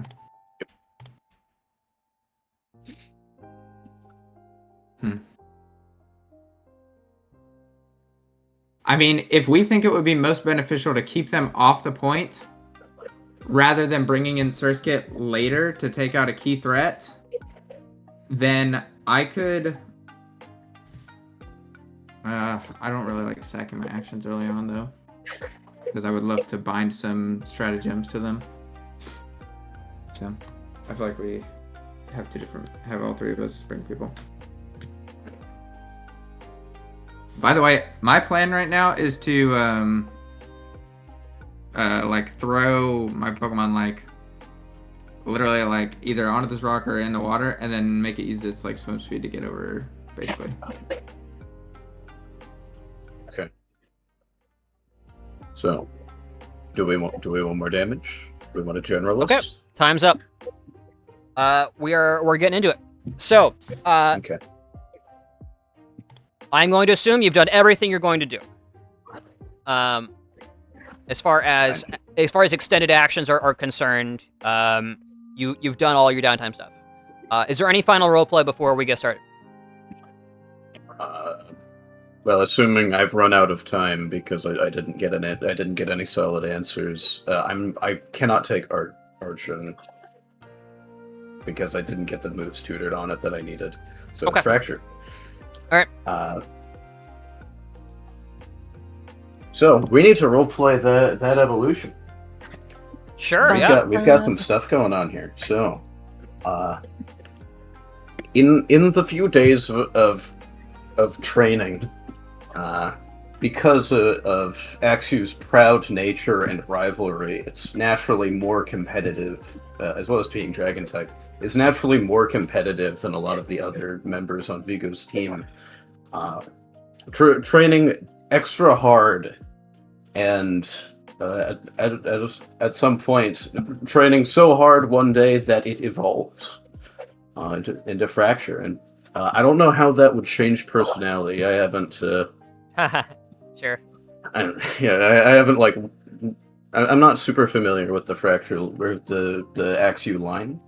However, I imagine it would gain a bit of an ego off of that, being the only evolved Pokemon in the party. Well, that's not true. Well, in your party, maybe. It's a dragon type. it's a dragon type with a proud nature and rivalry. I think it's probably gonna. It's every part of this is pushing towards it being. Because Paris At least a also little bit leveled up, happy about this. and Well, I meant Or in my team. okay, because that's Yeah. why I was confused. I was like, "There's been others," but yeah. Yeah, it's amongst its peer group. It is the most advanced. Not necessarily in levels, but certainly in evolution stages, size, weight, everything like that. All the important stuff. Absolutely. Yeah. Though you will miss the diminutive creature called Frigibax, always riding with you, going free, free, free. However, the creature before you now is more streamlined. It begins to develop a bit more of an attitude. She is formidable. A little bit more, a little bit less derpy, and more like a creature that will one day be the apex predator of its domain.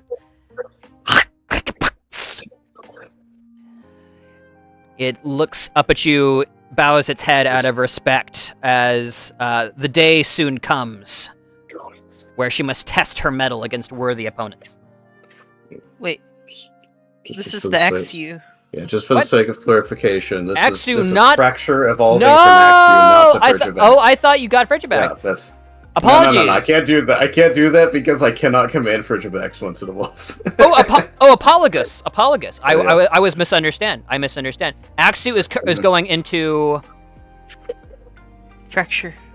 fracture. Yep. Fracture. Ah, fracture. Okay. I haven't been working on it. It now stands a bit more upright. The blades coming out of its mouth, formidable, red-tipped, speckles its talons, growing longer and more formidable along each of its control surfaces. Yeah, excellent. All right, so you got a fracture, and all right, so from here, we are going to we're going to go ahead and, assuming there's no more roleplay, we're going to go ahead and have our roleplay encounter back at Sunstone Temple. As all of you... Ruby grows up, Elaine's happy, and then Ruby gives her mushroom because of their love. The end. Did evolution happen as well? Yeah, Paris evolved into a Parasect. Ah, yes. Though this isn't the first Parasect your party has borne witness to. This is the first evolution you've seen. Very good. Venipede is and- also evolving into Whirlipede. Whirlipede. Very good. a hideous insectoid cry that sounds like it's like going high speed on a merry-go-round, which I'm not capable of making at this time, but I will work on it. Okay, Mako cool. just gives Ludwig a bunch of blue magic cards and says, "This is going to be you now." Excellent. All right. This thing is designed to let no one else have fun. Okay. No, nothing else. Going to the gym battle. Going once. Going twice. My Magikarp evolves into a Gyarados. Okay. You're gonna make Isaac jealous. All right. You guys forewent the social encounter with the girl who wanted to thank you. We now go on to. We forego it. Yep. You didn't do it. We forgore it, really. How? We'll get to her after the challenge. Or the battle, rather. As you approach Sunstone Temple, all of you find yourselves fatigued again, just by the minimal amount of focus. You find it is getting slightly easier every time. Rune, are you tagging along? Are you planning to spectate, or do you have other business to attend to? I'll spectate this. I haven't seen a proper gym battle. Definitely. At least not an Animus gym battle. Okay, and don't worry, I have your tokens. You don't have to drag your tokens in if you don't want to. So, you approach Sunstone Temple, reach the bottom floor. After a brief breather, all of you have in your hands the Pokeballs that you will be using, the equipment you have readied, the strategies you have formulated over long nights of various members falling asleep spontaneously, only to be woken up by a pillow being thrown at them. You hope this will work as the nerves begin to tickle away at your stomachs. The monks do help with the nerves. Each of you look at with calmness and serenity as you state your intention to battle Stacy. You are informed that Stacy has won battle this morning. The second battle will be held early this coming afternoon. You are welcome to stay the day at Sunstone Temple. You will be served tea and a simple meal.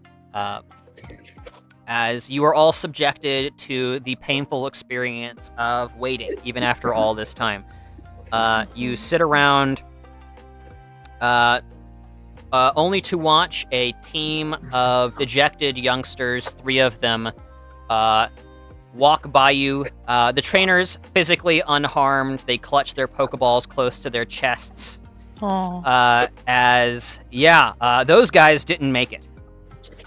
More of those guys. Goodness. So,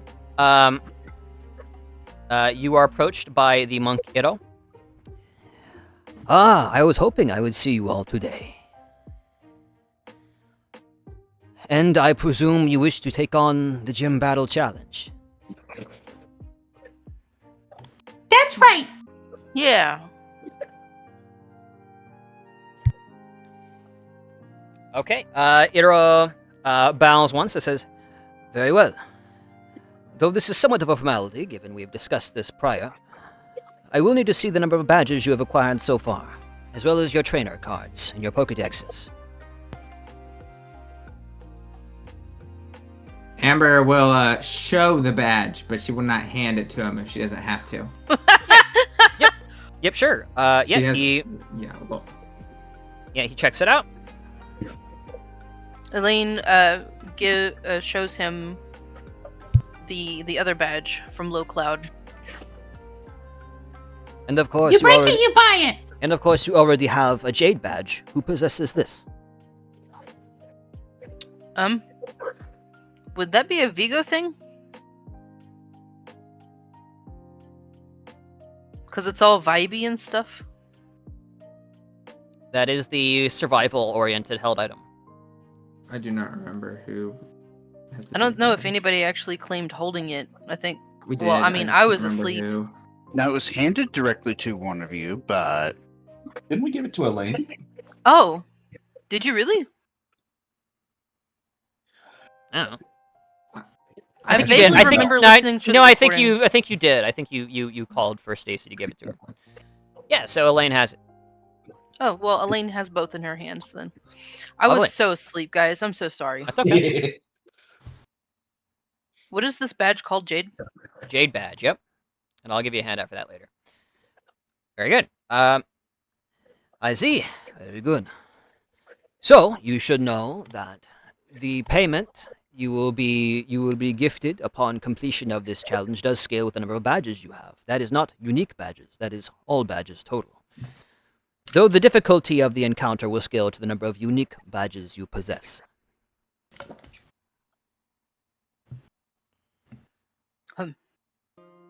Wait, so we're fighting this as if it's like Precipity, basically, because we have already gotten the Jade badge? Yes, gym battles are easier if you do them first. Yikes. Though you don't have all the XP and resources you got from the gym challenge, so it's potentially worth it either way. So technically, there are 4 tiers of difficulty in the amateur league.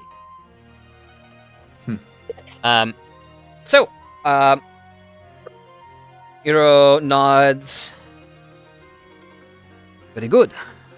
If you come with me, you will follow him up a long series of steps, the ones that you are now familiar with, taking you on an exterior route around the temple, winding up like the root of a great tree wrapping around the long spire of Sunstone Temple. As you reach a waiting area, directly outside where Amber scouted the gym arena to be. please wait here for but a moment. I will discuss things with Stacy. You are left to wait for but a couple more minutes as a pair of monks walk up behind you, stand on either side of the paper sliding door partition and say, "Your challenge is accepted. Enter in to Sunstone Temple." The paper doors are parted and you are led into this large stone garden area with diverse biomes, wonderful floral scents, and a bubbling brook, a white noise. As directly in front of you, you can see just barely past some of the slants on either side of this large stone point of contention. And I will go ahead and reveal any tokens that have not already been input. That would be Amber and Mako. Oh, I gotta change my token thing here.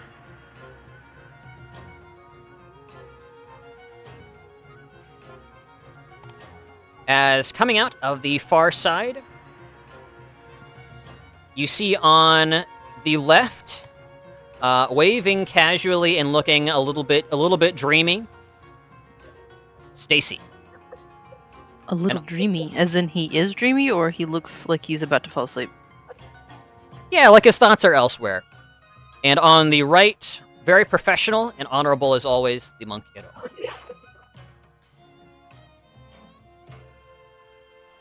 As the monks acting as referee, the challengers will now choose their starting positions. They gesture to the 4 tatami mats in your starting platform.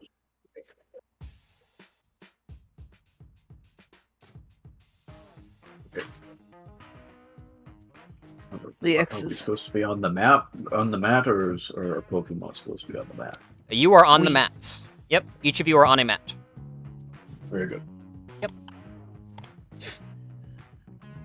Are you content with your positions? I will take your silence as yes. Caleb! Let's do this! Alright, there we go. The challengers will now select their Pokemon. Other Pokeballs will be carried off their person and laid in reserve. Do not worry, we will take good care of them. 5 total must be selected. Actually, excuse me, is that right? Yeah, 5 total. So, who are you guys picking? Ruby. Let's do it, Ludwig. Unleash Fracture. This is probably the first time the others would see Fracture evolved. Awesome. Okay. Amber has Pestle and Puddle in her hands. It's still in the ball because we need as much range as possible, and we need that initiative bonus, baby. Sure. Do you want to go ahead and drag them on, or shall I? Yes, I'm working on that. Yep. And I guess this is just for your token purposes. Yep, it is. I mean, your Pestle looks so cool.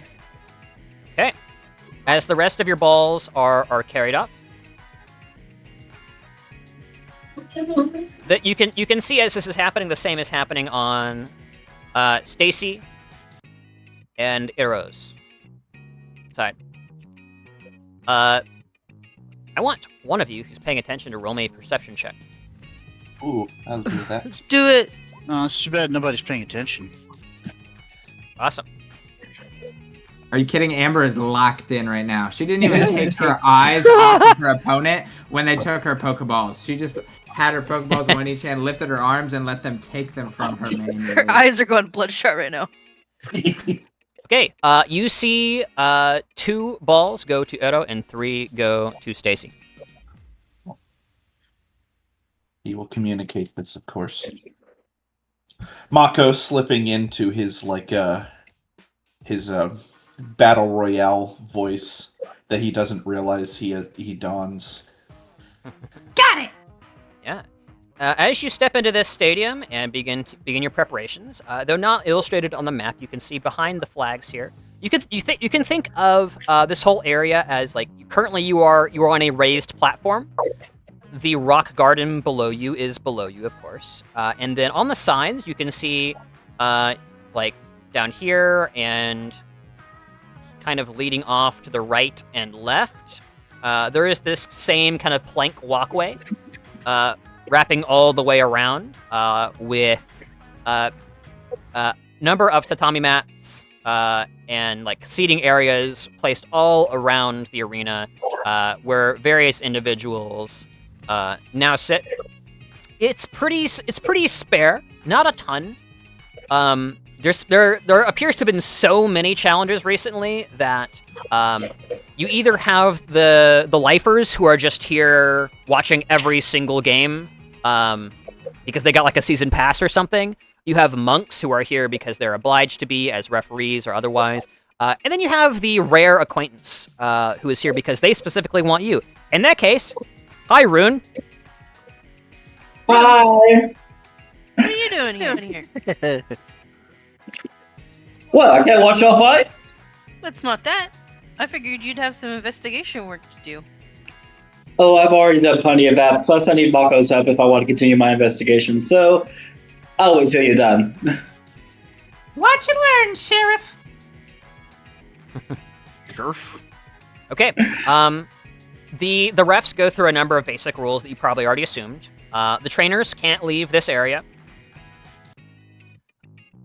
They explain how contention works, and as well as some of the spiritual history surrounding it. They gave you the lore I gave you guys in the group chat. I'll actually reiterate that for the recording here. 1 second, let me go to handouts.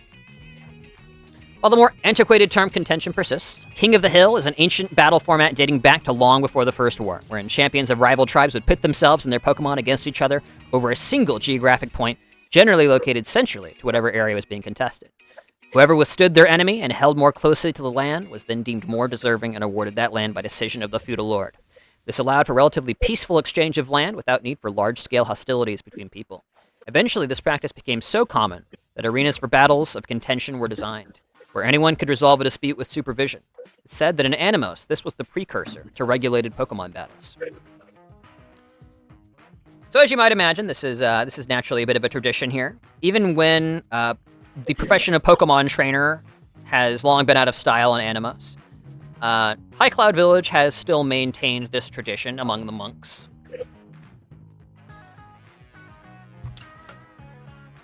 occasional event battles and such throughout years will be held if the climbs are peaceful enough. I'm assuming you guys read the rest of the rules there. But quick summary: you have 3 Pokemon out at once. You cannot exceed more than 3 Pokemon out at once. Up to 2 Pokemon can lay claim to the point at once. It can be contested.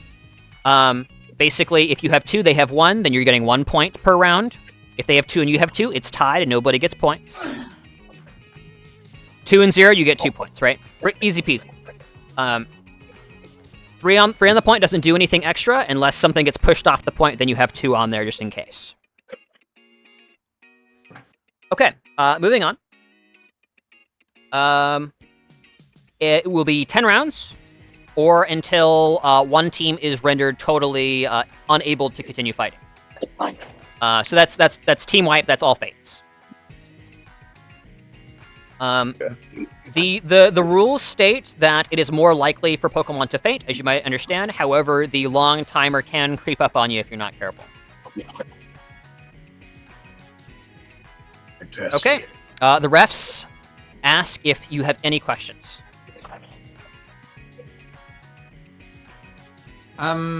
Is this a covered area or is it like It is open to the air. Like... Yep. This is a large open rock garden exposed to the elements. This is on the very top of the tower. Got it. Thank you. Did they say how many Pokemon we can have out at a time? 3. 3. Okay, cool. Okay. With that, a rather out-of-place looking Jumbotron oriented along the left and right-hand walls fire up, more for the spectator's value than anything else. As the refs get situated in their booths on either side near the spectators and prepare to begin the match. You hear Stacy call out, "Hey guys, wishing y'all good time, good game. The very best of luck."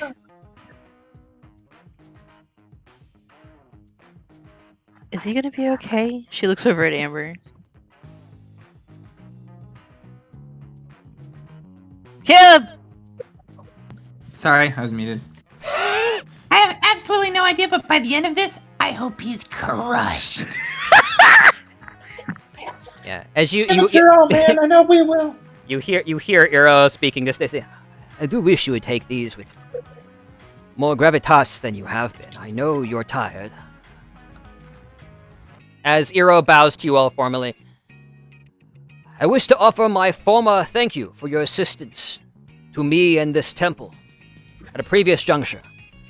But know that I will offer you no bias in this bout. Please fight me earnestly. I will do the same to you.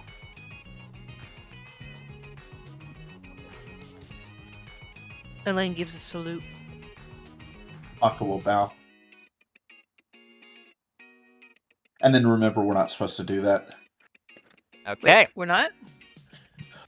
He was like the "we're all equals here" kind of, or maybe that was Stacy. Never mind, it doesn't matter. Yeah. Stacy's less formal. As you see big numbers on the board. Trainers! Ready, a monk says. 3, 2, 1. Each number Go. counting down with a resounding ping as the battle commences.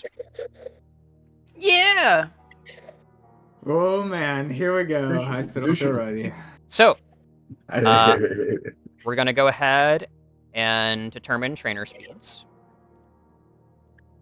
So that's 15 and 11 for Stacy and Eroh. No. Oh, wait. Oh, it's been so long since I've had to roll initiative. Yeah. There's a button. Button.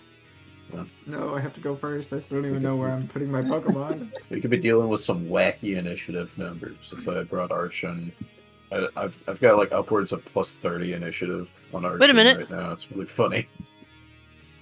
To the turn tracker, but no valid token was select. Oh! Gotta That's touch the thingy first. No!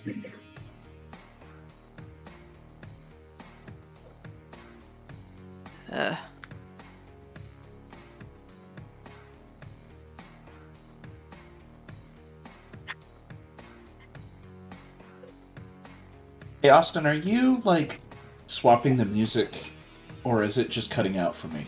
You I just don't you have to click on it. Okay. Okay. Do you have multiple monitors, or recommend just keeping watch together up on a different monitor? Oh, true. Yeah, it's been a little weird recently. As well. Mm-hmm. I couldn't get into it this morning. It just stops sometimes. And then go back to the page for it to continue. And You're it'll sorting and, through and that, it, it'll so get you're better once we're looping. It's when it changes Yeah. to a new song is when it gets weird. Okay, gotcha. I'm well used to Watch Together being requiring management. I just didn't know if that was a me problem or you swapping it. Yeah, it's an everybody problem. Austin, is this little corner here traversable, or do you have to go around the rock? That is non-traversable, unless you have some kind of swim speed. Okay.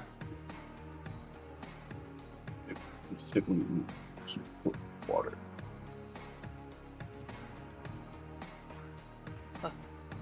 Everything seems bad. I don't like it. Okay, everybody's worry, got I have their a plan. initiative in. Okay, I just hate that I come after your plan. so, we're gonna take this step at a time because I know it's been a minute since we've done a league battle. So we have different phases, yeah. Our first phase, I'm going to consult Caleb's handy dandy little phase tool. Trainers move slowest to fastest and declare, slowest to fastest declare their actions and their Pokemon's attack. Then trainers from fastest to slowest perform their actions. And then Pokemon from fastest to slowest move and attack.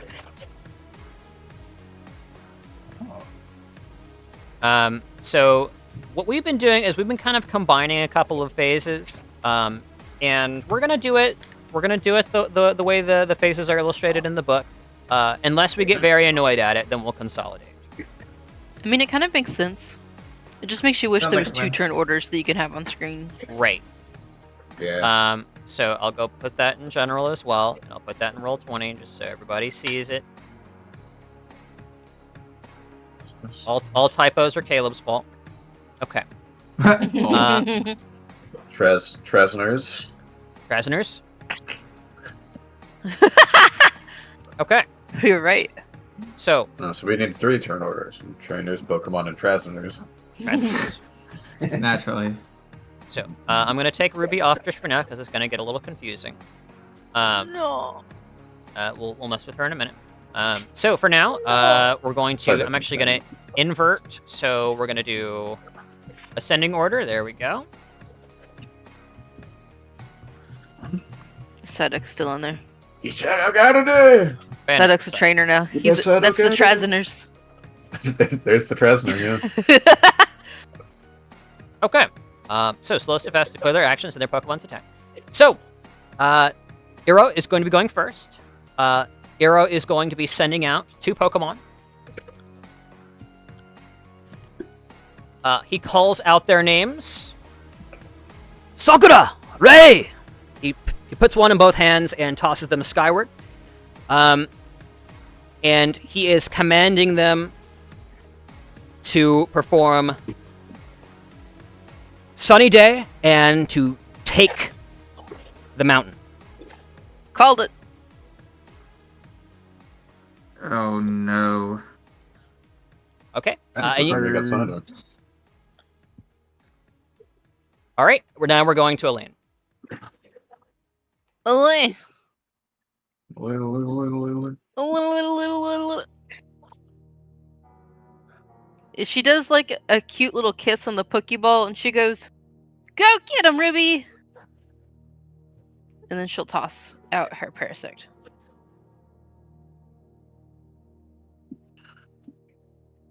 Now, Okay. So I need to clarify here. Do we actually send out Pokemon at this point, or is this just intentions? I believe this is just intentions. Okay. It is declared. Okay, Then Oh. it's the second phase that trainers perform their Okay. actions. All right. So going around, just tell me what you're doing. I'm declaring. Okay. Declaring you're going to send out Ruby Bullet, and Are you telling her something that she would do with her main action?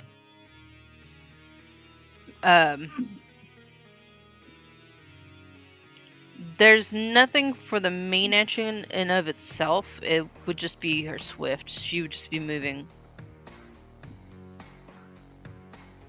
Okay. Does that make sense? Yep. Yeah, so we'll, I think it just says attack, so we'll just say you only have to declare that if it's an attack. Otherwise, you can kind of move wherever you like them to. Okay.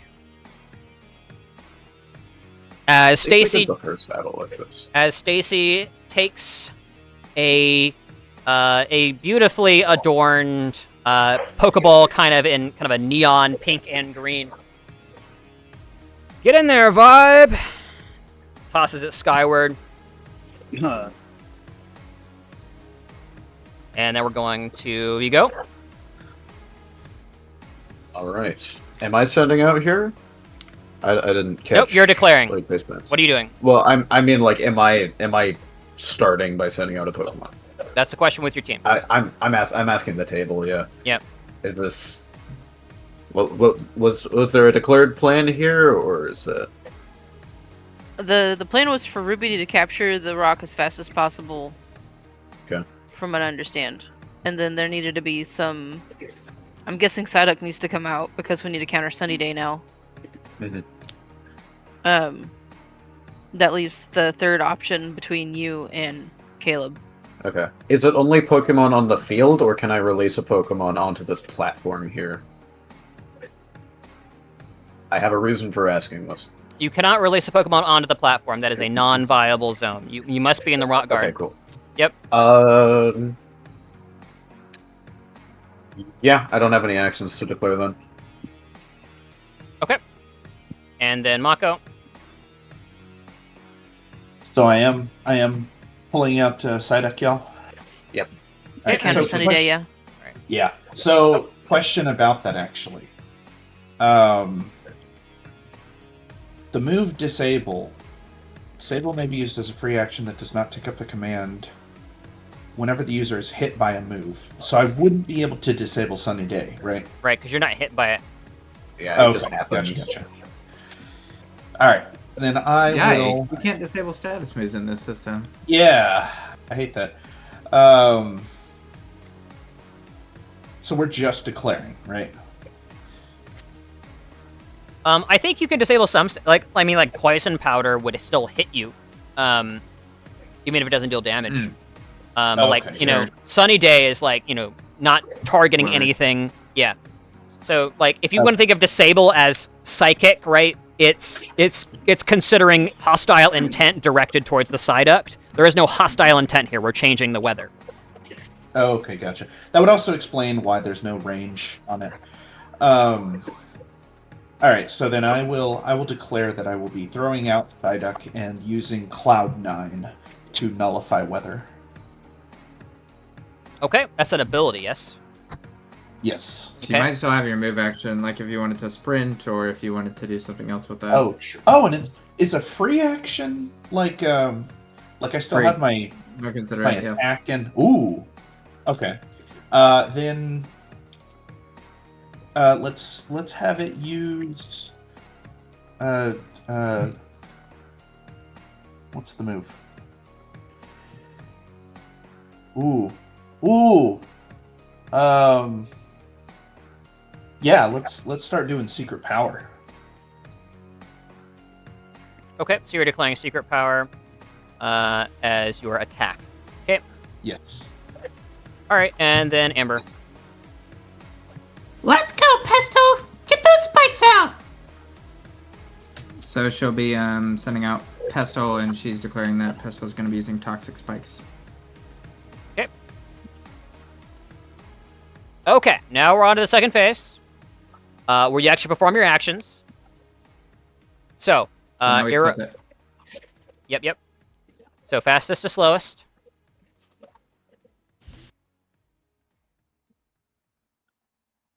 All right. I'm going to send out Pestle, and I'm going to send it out here. And with a range of 6 on toxic spikes, this should be. Oh wait, this is only 5 actually because it's not difficult terrain for shooting. So so this should be 5, and then this supposedly assuredly would be, or like presumably would be 6. Correct? Because it's 4 meters of elevation. Yep. So if it lands here, then Or actually, one... no, it'd still be 6. Yeah, this is still 6. It's right here. Because it's 2 plus 4. Yep. So 6. Sure. So it's right there. Uh-huh. So I'm going to please not adjacent. I think is the word. Let me double check. I think it has to be. Yeah, adjacent within 1. So I would like to put them like this.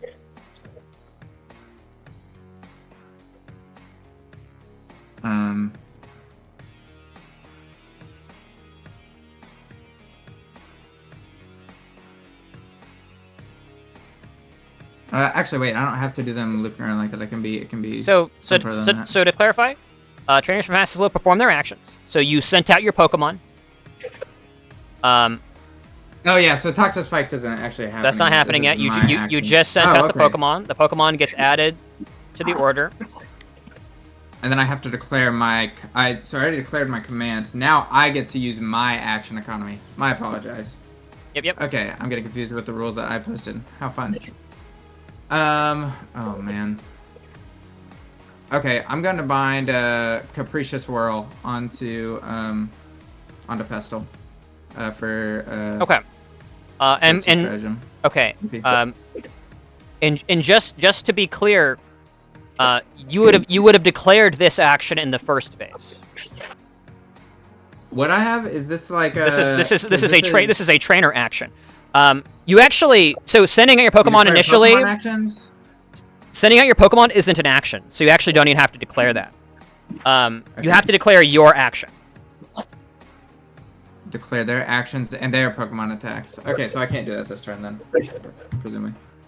Yeah. Although I guess I would have gone back to back, but still. Right. I mean, I'm happy to let you have it just because we're learning this system and the phases. Okay. Cool. But then just keep that in mind.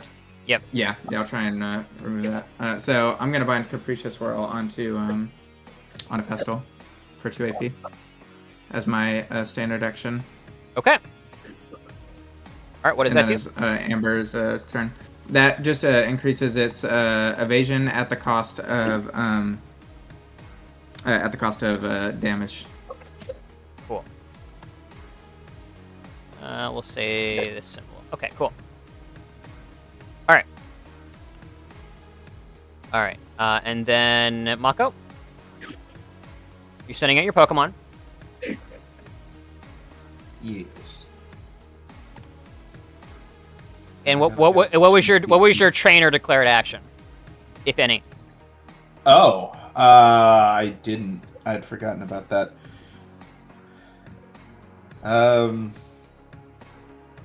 Yeah, I guess there's no. I mean, I would just probably do. What is this? Agility training? That's No. something to have applied beforehand. Well, no, I can do it as an order. That's true. You can.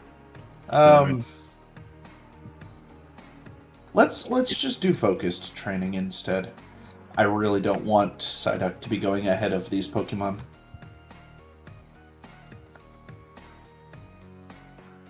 Okay, focus training. So you're sending out your Psyduck as your turn, and you are performing your trainer action. So where's the Psyduck going? Psyduck shall. I'll remind you your throwing range is 4 plus your athletics rank, or half your athletics rank. Let me double check. Yeah, I have it's a full throw of athletics. 12. So okay. the problem is that it's higher up, so it's 8 or it's 4 up. Oh, true. Yep. So this would be 12. This would be 10. 10. Okay. Let's move here then and chuck him right there.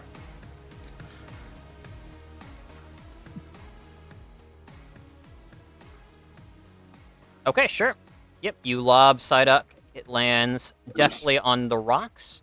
Does your Psyduck have what are its nature walks, if any? Hold on. So Overland 4, Swim 5, Nature Walk Wetlands. Yeah, just Nature Walk Wetlands.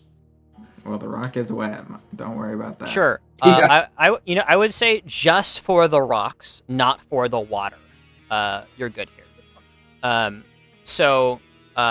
Normally, landing on these precarious rocks would immediately incite your Psyduck to potentially slip, but it's a duck, so it manages to stabilize itself and land in exactly this pose. Very good. Okay. Vigo. Right, no actions squared. Okay, and you're sending out Pokemon, or no Pokemon? Okay. No, because I can't. Okay. You can. You don't have to declare sending out Pokemon. But you've discussed the it. limit if the plan is to send out parasects rather. That's the plan, but it hasn't happened yet. Yep. Okay. Yeah, not sending anything. All right. Nothing happening. All right. Now Stacy goes. As Stacy reels back, that seeming kind of unassuming sort of build he has, where he kind of has the bulk there underneath his tattered shirt.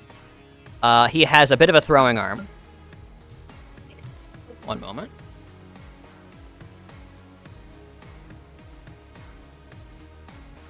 Yikes. One moment. All the way up on top of that rock. Where are my gym leader Pokemon? Sir? There we are. Thank you. Okay, I'm just checking capabilities. One sec.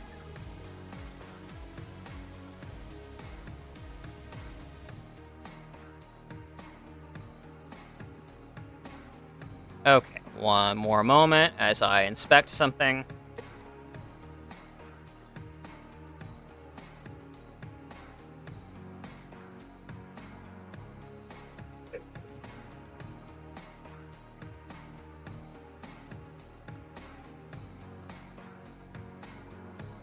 Okay. And one more thing. I have a lot to manage, guys. I've never run these teams before, so this is very exciting for me. Please give me your patience.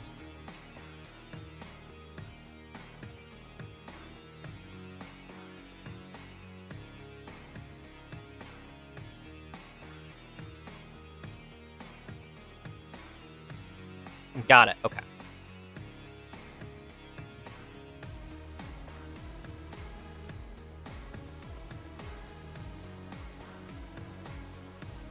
Okay. I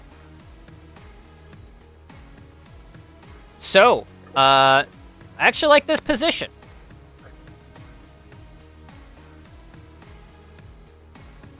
Or maybe I'll land right here. Yeah. So, Stacy hurls his Pokeball directly at the side of the rock.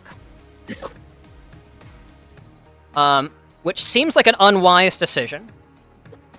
As the Pokeball impacts the side of the hill. 2 meters up. As you hear him say, "Hang on there, Vibe!" Oh no. As now sprouting from the side of the hill is an amoeboid-like creature. What you identified earlier as a Laleep. Stacy's ace. It's coming out first thing.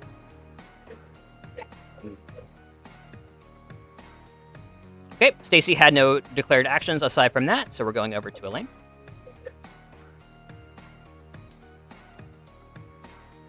Huh.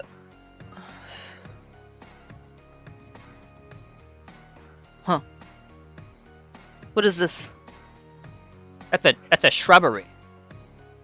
Is it considered forest nature walk?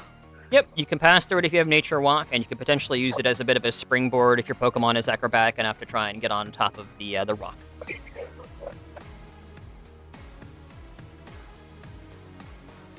Ruby, what is your acrobatics? It's a 2. Not fantastic, No. but it may be clingy enough to just climb from this thing onto the contention point. Yeah. So she will throw Ruby to this spot here. Eh. And then You Ruby can also has. move on this platform if you need more distance. What I need is forward distance. Ah, gotcha. Trying to reorient. Right. So Ruby I have an idea. has 8 over land, and she does have grassland and forest and nature walk. I would like to use the movements. Austin. Yep. That'll be on your Pokemon's turn. So this is just your turn. Yep, this you is wanna your take turn. any, Gotcha. like any orders or stuff like that? That would be right now. She doesn't have anything like what you guys have with command and stuff. Cool. The only order that she gave to Ruby is to capture the rock as fast as possible. Cool. Okay. And then going over to Eroh. He's going to go ahead and toss out his Pokemon. Eroh, built a little bit more like a twig. He doesn't have quite the arm strength, though he's hardly unfit. Monks live an ascetic lifestyle.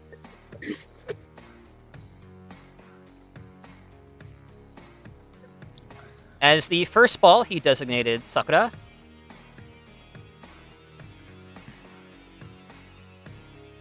Is going to be flying out. Let's see here.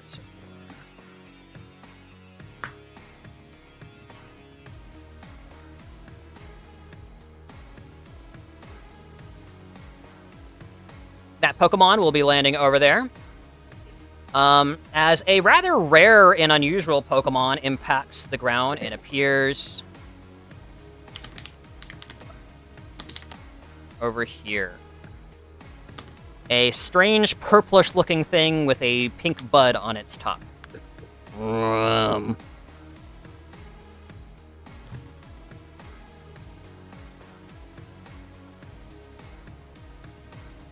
The second Pokeball impacts on top of this boulder right here.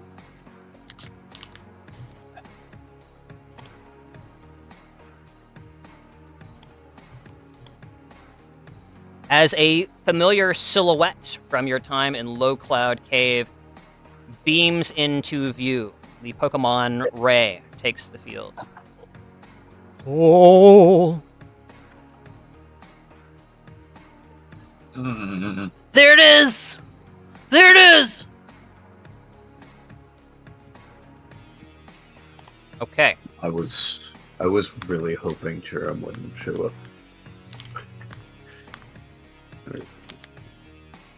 All right, and we are now inputting all of the Mon into the initiative, and then we are resolving the third phase of each round,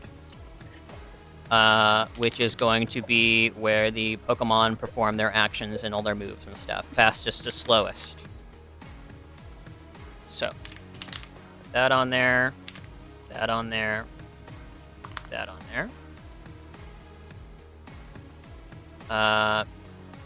And Pestle is already there. Ruby is not. Okay. So go ahead and input your initiative values there if you haven't already. I'll do the same for mine.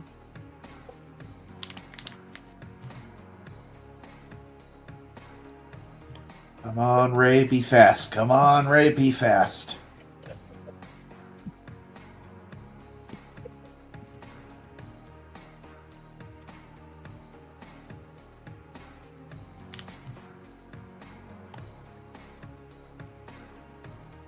So, is it possible, since I told Psyduck to use his ability to nullify weather, That's that not he a can... that's not something you declare. You declare an attack. His abilities his abilities are free action Oh, Yeah, so cool. you just pop that and whatever. on its turn. Yeah. Well, not wait On after, its but turn. yeah, on its Oh, turn. okay. So I can wait till next turn to use that then. Mhm. Okay, cool. Yeah, you don't have to declare that in advance and Once a consider scene. speed and stuff like that. You can just pop it to negate weather. Very cool. Okay.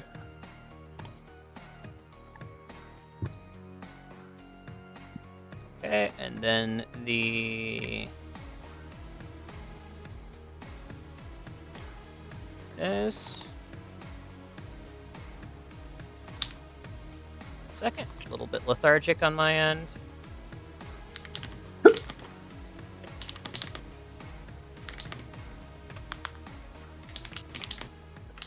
Okay, it looks like it's all input.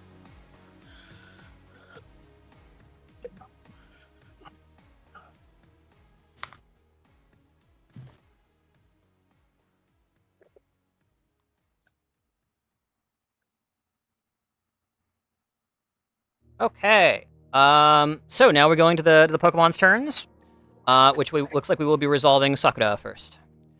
As the order Sunny Day came out from Eroh, as Sakura seems to push its leaves upward in almost like a praising sort of gesture. What is that doing there? That's weird. And it slowly begins to unfurl as the whole area begins to get a lot brighter. You can see visibly steam rising off of the creek water as it begins to turn into precipitation. I'm going to go ahead and... Oh, hold on. Underoos! Did I change the... Oh, man. I actually had... it's now at the bottom of the map layer, but I actually had a sunny thing to put over the map. Let me go fetch it again really fast, shall I? Mm-hmm.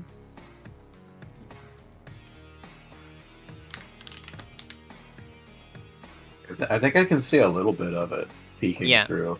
You probably can. My library. There. Right there. There we go. So let me put this onto the GM layer. I'll put it to front, and then I'll put it on map. There we are.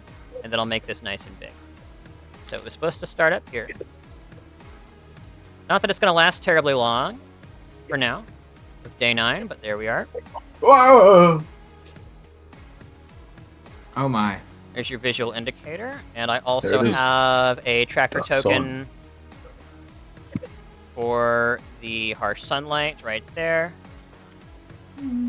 As Sakura does it, it raises above its head with its petals a small, warm-looking rock, which seems to reverberate the light, which seems to magnify and reflect the rays all around the rock garden. As harsh sunlight will be up for 8 turns.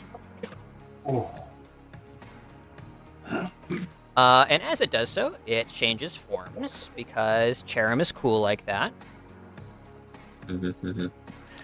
Yeah, this was the one I was really hoping wasn't going to show up. Cherim scares me.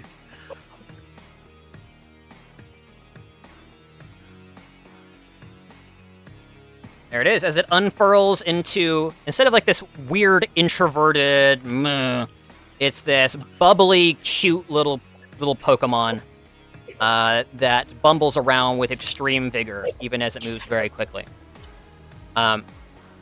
So, this thing is going to go ahead and move now that it's performed Sunny Day.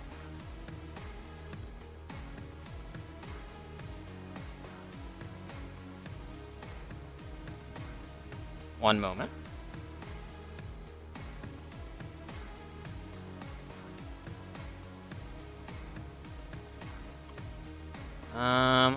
Just double check and the move.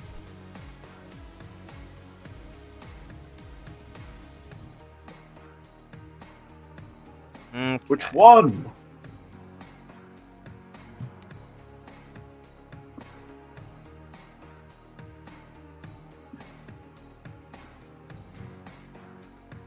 Okay.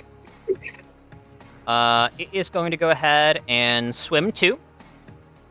I think anyway. Let me double check something.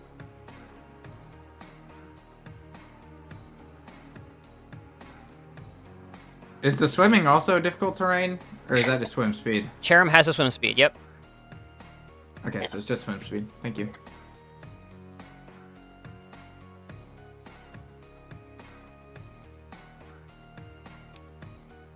Okay, moves here. As its petals let it kind of float in the water as it gets closer to the leap. And then, as its swift action, it is going to fire off as a once a scene, a flower gift. Flower what? This is a special ability it has. It's horrifying. As petals go everywhere and seem to flow in and around Sakura and the Laleep. So, the Cherim Sakura is going to go ahead and pick 2 stats, gaining +2 combat stages in each stat. So, looking at what we're dealing with, gonna Says go all targets within 2 meters. Mhm. Does that mean Psyduck gets it too? It's not a target. We're not targeting a Psyduck here. So Presumably this can affect trainers as well, based on the way it's worded. it can, yeah. We're gonna go ahead and give ourselves a couple of stages in. We'll go and give ourselves a couple of stages in defense, and then a couple of stages in special attack.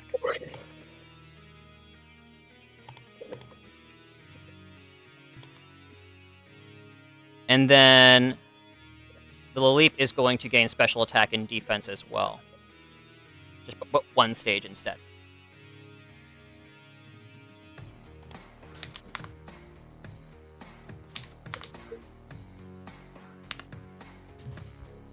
Okay. And I'll go ahead and re-add this Sakura token to the order at 25.13. And that's it for her turn.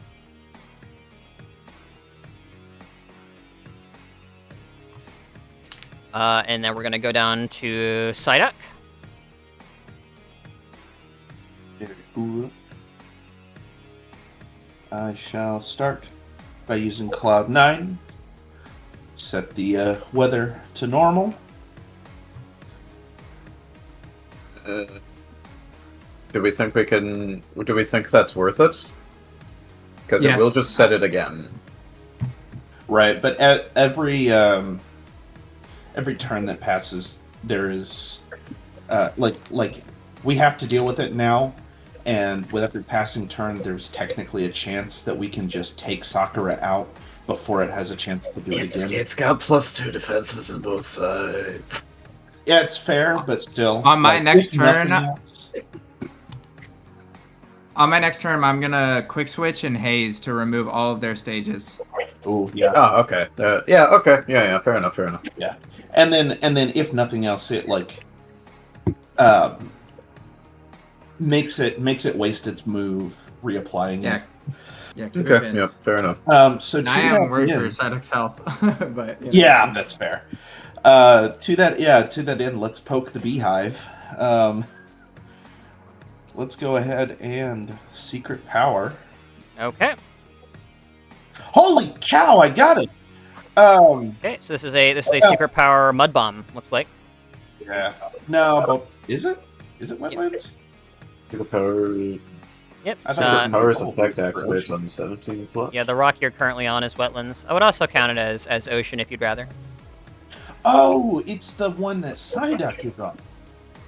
I Yeah. believe. Oh, Yeah, it is. No, wetlands is so much better. What are you targeting with this?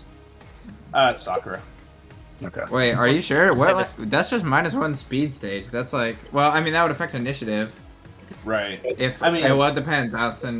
No, initiative is initiative is unconnected. It will affect speed evasion and the like, though.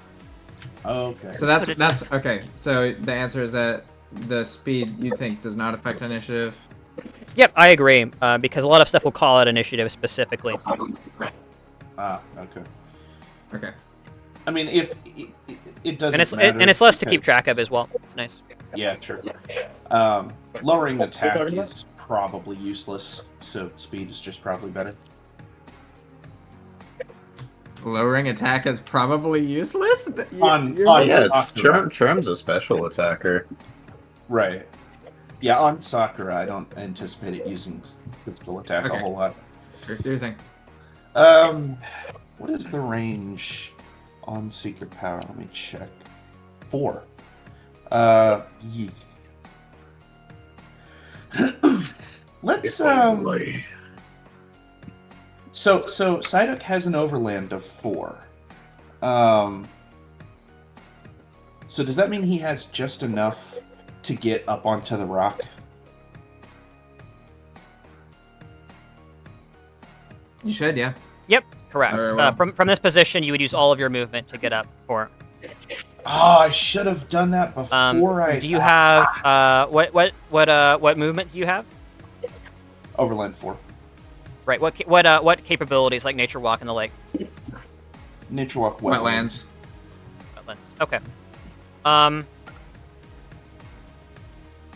Double checking my rules here. No. If you're going up one of the routes, it's not difficult terrain. You're good. So you're going up. You go up 4 at a time. Yep, you're good. All right. All right. Can I go diagonally and go here? You'll take 2 attacks of opportunity. Oh, true. Okay.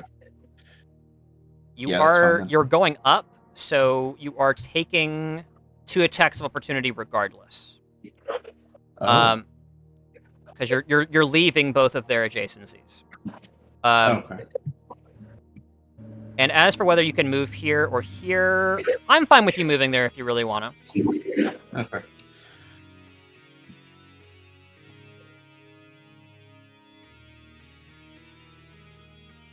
Okay. So attacks of opportunity. So those are struggles, yes. Yes. Okay. So let me consult my magic book and see what things they have that affect struggle. I'm assuming they might change the struggle. I'm not sure. You only get 1 free action a turn. No, they're just free. They don't. It's not limited. Nice. Yeah, free actions are usually constrained by other things, like conditions or once a scene or once daily, that kind of thing.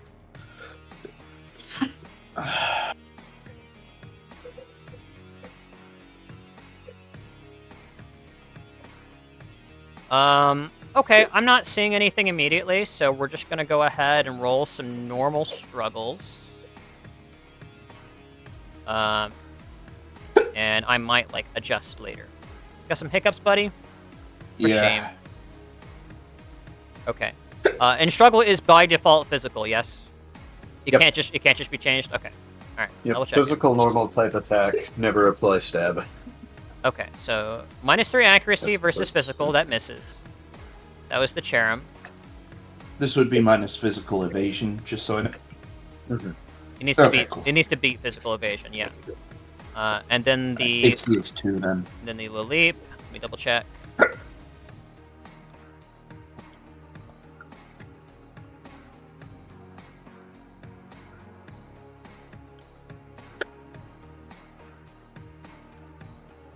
And then we are going to. Okay, I don't think any of this changes struggle damage type. Okay, so another physical struggle coming out. This is 1 into your physical evasion, which I think also misses, yeah? Yeah. I thought it was GM roll, I think. Apologies. Yeah, it was a 1, though. I'll change that for the future. Alright, cool. So that's a miss. And that's Okay. the end of my turn. Great. So the Psyduck gets up there.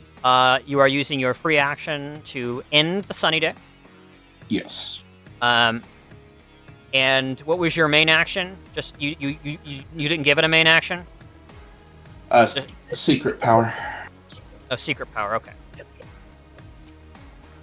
Okay. Was that? Did you declare that on your turn? I think you probably did. I'm just double checking. Yeah, I did. Okay. Good. Okay. All right. So I am going to do a little maintenance here. But in summary, we are going down to Ray. Sakura and the harsh sunlight and all that will be. What did we calculate the damage? There is neither of these hit. The secret power. Oh, the secret. Oh, sorry, you secret powered from the top. Is that right? I forgot about that. Okay, so you secret powered what? You hit the Sakura or Vibe. Okay, got it. Thank you. Yeah. Okay. I should have done it once I was up on the rock, but I didn't think about that. No worries. So ground into grass is resisted once. Yes. It's a normal attack. It's resisted. Grass resists ground. It's a normal type move. No, it's not. It changes based on the. It's a mud bomb because of the land you were standing on. Oh, I see. Yep. Yeah, okay. and mud bomb is a ground type move. So, all right. So 36, and this is mud bomb is special. Yes. Yep. Okay. So the effects of weather disappear. Does that mean Kirby's form changed back? It will. Yeah. Okay. There's actually no mechanical differences, but I will try to keep up with that as my bandwidth is allowing. There you go. Okay. Could be worse, certainly. Okay, no text overlay, but you should now be able to see the health resource bar. Cool. And we will be going forward to Ray from there. Apologies, I skipped the mud bomb. Doesn't mud bomb also reduce something? It reduces speed. Is it guaranteed? Reduces speed by one combat stage? Okay. Almost positive it is. Cool. So, I'll double check though. Hold on. So Sakura is coated in mud, fired from near the top. As it looks up, just goblets of mud, ushering downward with force. Mud bomb is supposed to lower accuracy. Oh, that's right. It's mud shot that lowers speed, I believe. No, I think it says in parentheses lower speed by 1 CS. But that's in the move itself. In the indices, mud bomb lowers accuracy by -1 stage and 16 plus. Yeah, mud shot lowers speed. Mud bomb, I think, is accuracy. I think he's right. Okay. Are we doing this wrong? Does he re-roll specifically for mud bomb?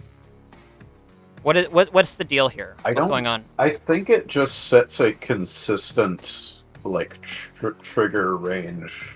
Just throwing it out there. I thought it was for secret power. Accuracy. You didn't come in. Okay, so the question. Lower accuracy. It's not Edgar.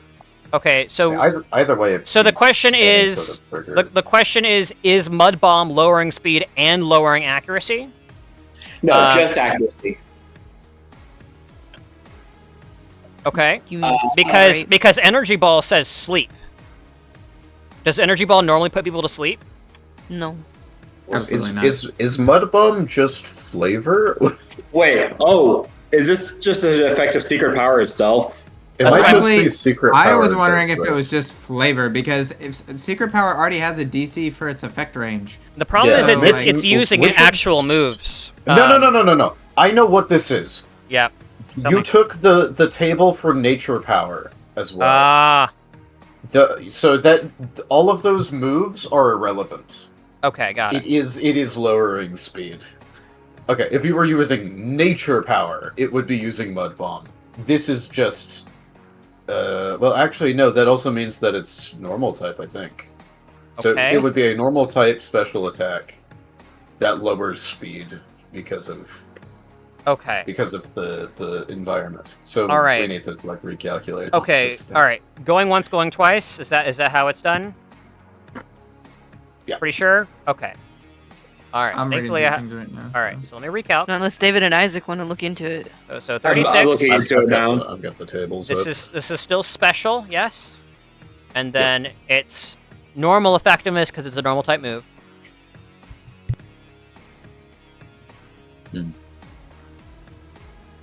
Okay.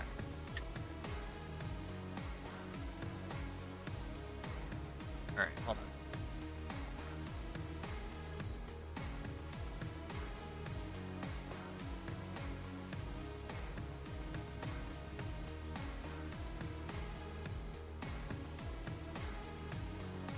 Hey, that's the table we're pulling off of. So the problem is that it had the nature power Okay. field in there as well, whereas it should just be. So the this is a superpower this is a normal type move that gets some cool benefits depending on the terrain. All right. Mm-hmm. Okay. All right. All right. So that's resolved. We're done with that. There we go. We figured it out. All right. Slowly but surely. I totally don't expect to Damn finish it. this session, but that's okay. We'll just speed run from here on out. It'll be That's fine. right. That's right. Okay. So, Ray has the sole purpose of getting on point. So it's gonna do that. So it's going to levitate 3, and it's going to expend its main action to sprint, get up to 5. It is already too high as it landed on top of the rock. So it's going to be moving a total of 1, 2, 3, 4, and then 5. So ending right here. Okay. Whoa. Okay, so now we're contested on point.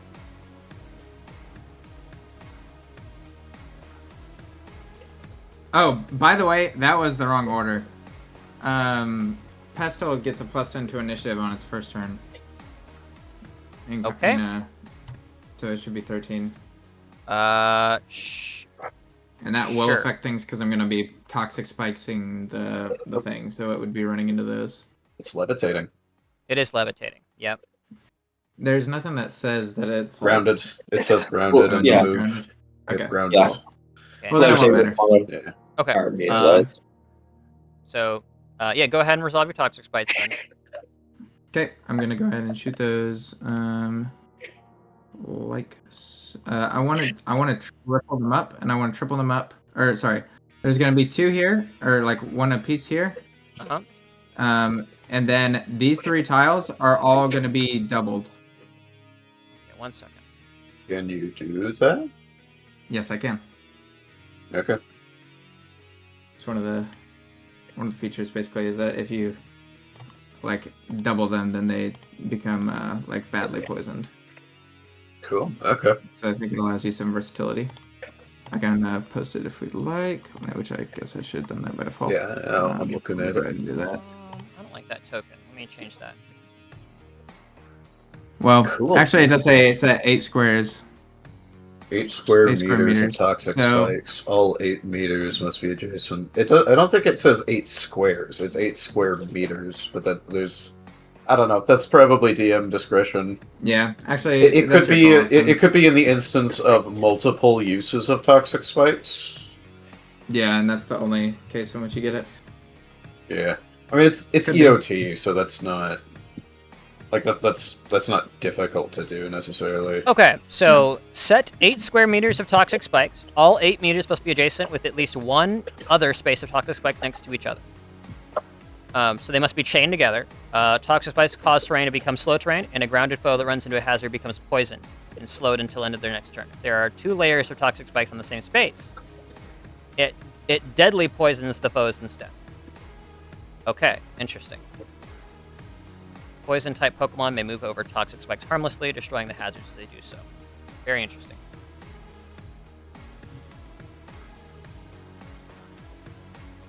Okay. So actually, I just had another token for this. This will be super useful, actually. All right. So you get to distribute these. There we go. Okay. That's So cool. tell me what squares are doubled up, and tell me what squares have normal spikes in them. These 3 are doubled. Okay.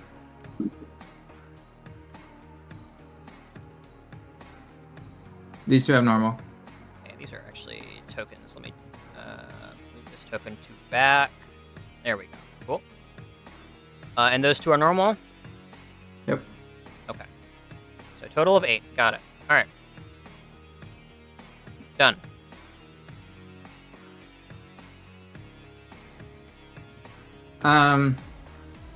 Okay. And then I'd like to, oh wait. I'm not gonna move far enough for that. Okay. How much movement would getting up by swimming like this cost? Okay, do you have a swim speed? I do have a swim speed. What's your swim speed? It is a swim speed of 2 right now. Okay.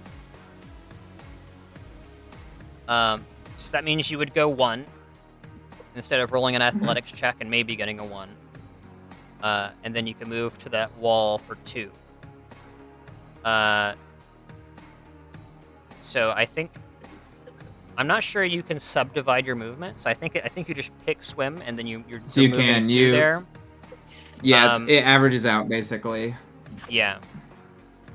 So it's like there's a you cut each of the stats like I would take the average of 2 and 6 or 4, so I would have 4 tiles worth of movement this turn if I was swimming and overlanding. Okay. I'll trust you on that. I haven't looked up the rulings on that. So you would use your swim speed and then you'd use the rest of your overland. And this would be difficult terrain because you're not going up one of the paths. Okay. So would I get basically kind of like the Lil Leap is, where I get like part way up it or something? Yeah, exactly. So you'd be going up 2 if you have 4 left. Okay. How many meters is this? 6, 2. Yeah, I'll do that. Don't got wall climber. Oh, I don't have wall climber, so I guess Yeah, maybe can't I roll up yeah. hills. Yeah. Okay. In that case, I guess I would just spread out a little bit so that we don't get hit by a big line attack. So, I would just move. I think this tile would be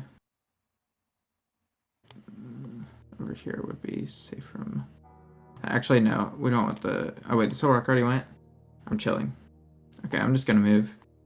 I'd love to get hit though. The Lily hasn't gone. This is difficult. Oh wait, no, this is Nature Walk grass, right? Yeah. Forest. Okay, but I still want to get Forest also works. Oh, forest. Yep. Okay, and then those are others.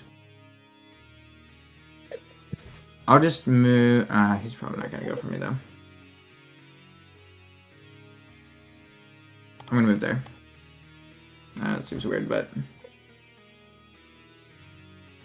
it's not a direct line, so it should be alright. Alright. That's my turn. Yeah. Okay.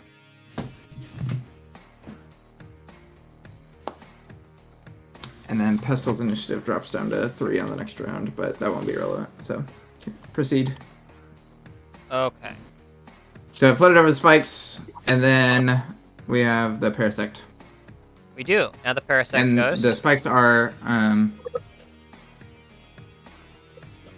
a grounded foe, so since you're not a foe, you will not get poisoned by this. Cool.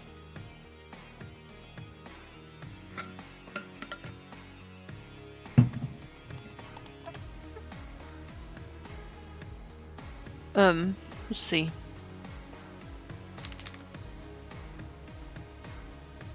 Awesome. Hi, I'm Austin. This is Hi, I'm Daisy. the path that I would like to take with my movement. Right here. Sure. Do I need to roll anything specific? No, if you have grasslands or forest walk, you just start moving.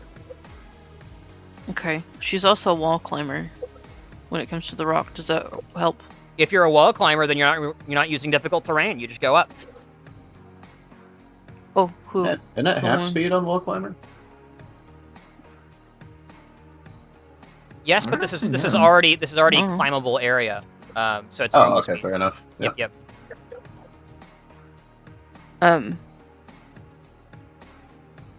And in this position, actually, hang on. Let me think about this. Let me go here. And then one. Where should it be?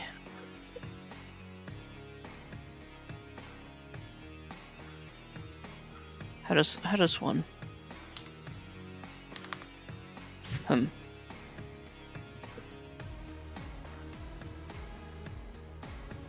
I'm looking into using cross poison. Did you commit to cross Yeah, poison? the difficulty will be committing, so we'll probably have to do all of our attacks next turn. Okay. So I can't attack anything? No, you Fortunately, didn't. they're not you didn't- attacking you either. didn't- Yeah, you didn't declare an attack. Yeah, Gotcha. so you can use that action for something else, like moving more. Well, I think. Let me ask you this: since she's on the side of the rock here, does that give her any kind of defense from Ray or the other two Pokemon? On the side of the rock. If you're on the side of the rock, sure, you have a cover, but you're not on the point. You got to be on top of the hill in order to be the king of the hill. Oh. So on top is like here, or here? On top is within the white area, but on top of the terrain instead of on the side of the terrain. Okay, so I have to be up where Ray is. So you can still be where you are, you just can't be hiding to take cover, essentially.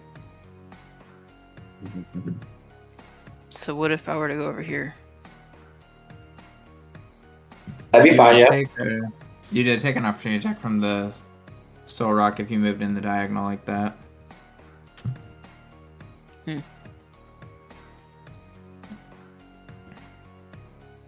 Frankly, I don't mind you stopping the Cherrim from getting onto the rock, although it would get poisoned if it does. So.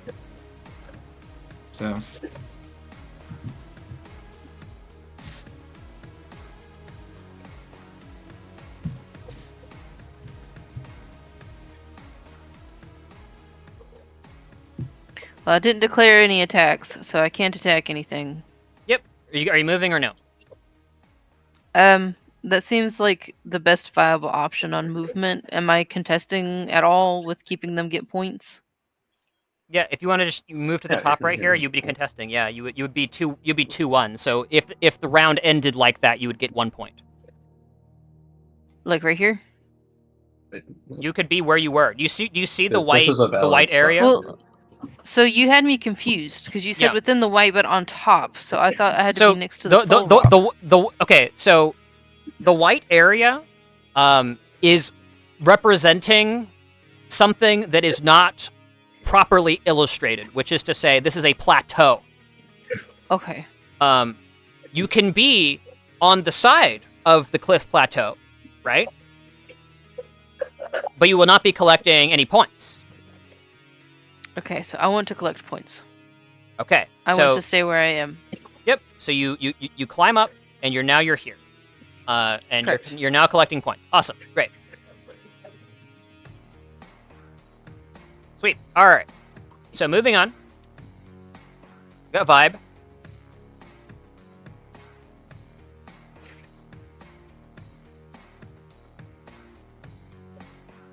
which, if memory serves, has not committed to an attack, just movement. Which is all well and good, I think.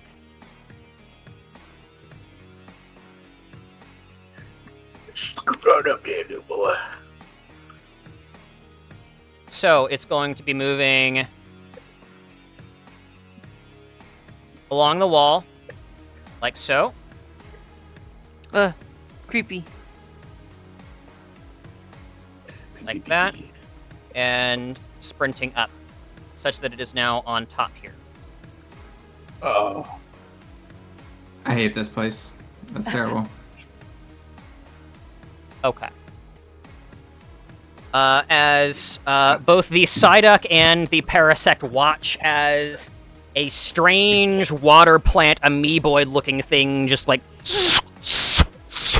a series of suction cups deploy as it swings its way around, kind of like using its body's momentum, like it swings its head like it's like grappling to the next bit of ledge until it at last arrives on the top. So, that was his main action and shift, and now it has potentially some other stuff. Let's see what we got here.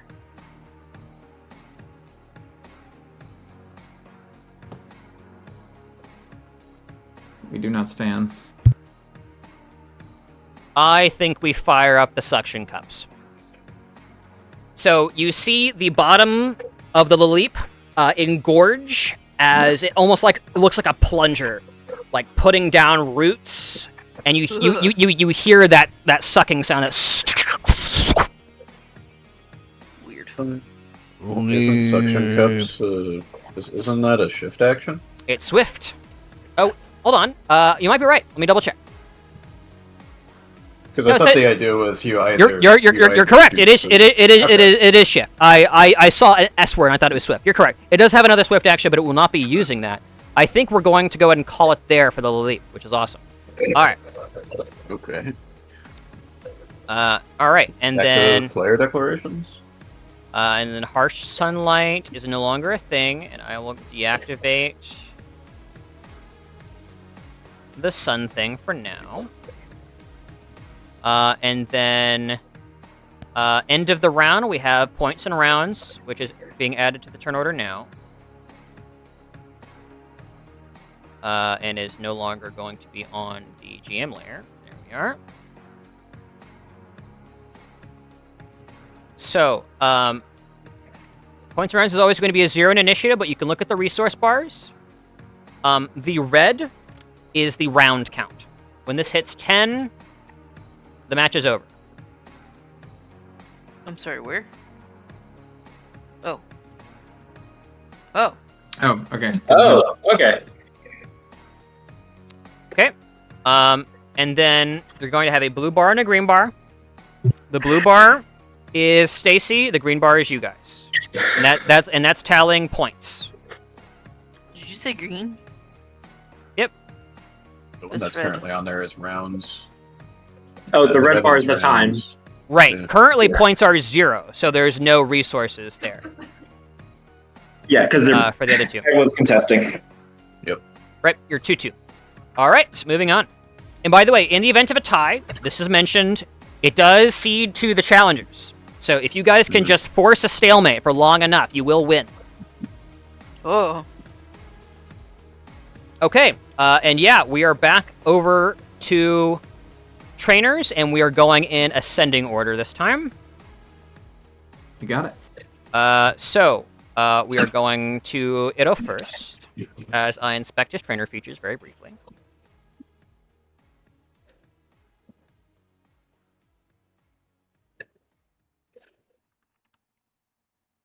Wouldn't Cherim change now that Sunny Day's over? It will, no, yes. yeah. Yeah. It does flavor wise, but that's just upkeep. There's no mechanical difference. So, okay, looking at this stuff. One moment. Not having flower gift is very important, though. I'd already used it. Yeah, it happened, so... Hmm. I can't use it again, though. It's... Well, we're denying it solar beam, which I think is the bigger thing. Then the combat stages? It gave all of its allies like +2 and +3 combat stages. Solar beam is going to one-shot Psyduck. Wow, true.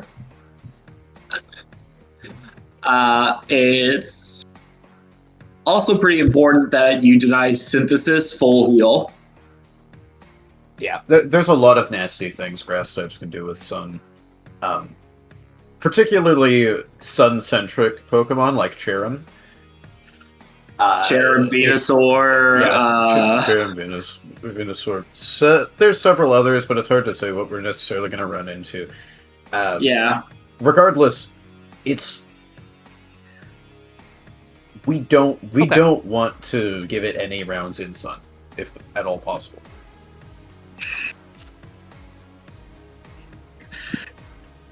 Okay. As Eroh will say, brace yourself, Ray!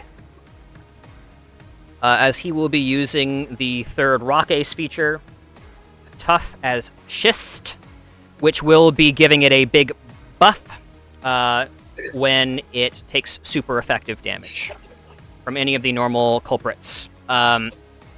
For the purposes of our game, I'm also including Ice, because Ice deals super effective damage against Rock in this system. Keep that in mind. So he's declaring that, and he's also declaring... Let's see here. And declaring Pokemon's attack. Burn them, Ray!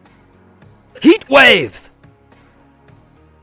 Oh, I'm so glad we took Sun away. That would have been hurting. Yeah. It's +5, -5 in this system, so it's not as bad as if it were base game, but it's still a nice. That's nice still thing to gonna not have. do a lot of damage to Parasect. Okay, Parasect's- and now we're going to Elaine. maybe like So you declare your action and your Pokemon's attack. So Elaine, again, doesn't really have anything combat related to do with the gym itself. Because I think we've already said that when it comes to her Sage features, she can't use those, correct? I think most of them, yes. What do you mean by most of them? I don't know an exception, Christine.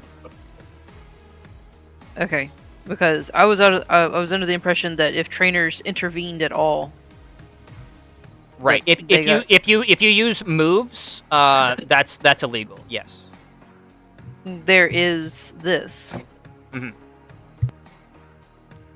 So I can do damage I'm- reduction. I'm probably going to refer back to previous conversations because I don't remember. But if you remember not being able to use this feature in the last gym battle, you probably can't use it here.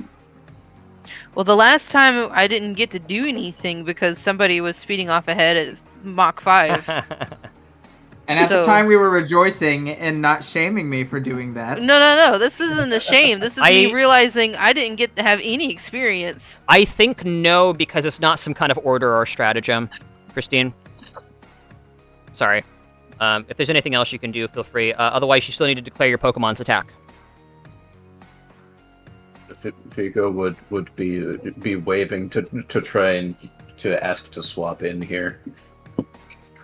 The other Okay. alternative is either like stay in and then knock out that Soul Rock before it gets the chance to move with a super effective poison and a super effective water type move. Does But Vigo both of want those to could put in cause it Axew? to Poison Does- isn't super effective against Rock Does- Psychic. Does Vigo Oh want really? to go in? I thought Psychic. Psychic Oh, is is super it effective against neutral? poison. Is that what you're But saying? it is Kristen? rock resistant. Are you wanting to go in? Yes. Then Elaine is going to recall Ruby. Okay. You're declaring your intention to recall. Got it. Correct. Okay. Okay. Stacy's go. One check. One check. One check. One stack. One stack. One stack. One All chuck. All right, who applied confusion to Austin? Not it.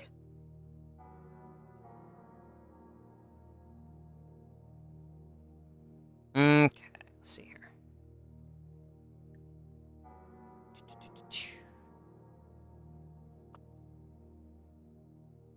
Okay.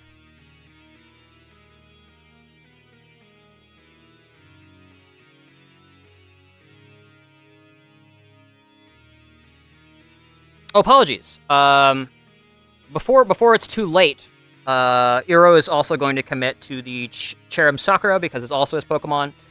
Double checking what Sakura can do.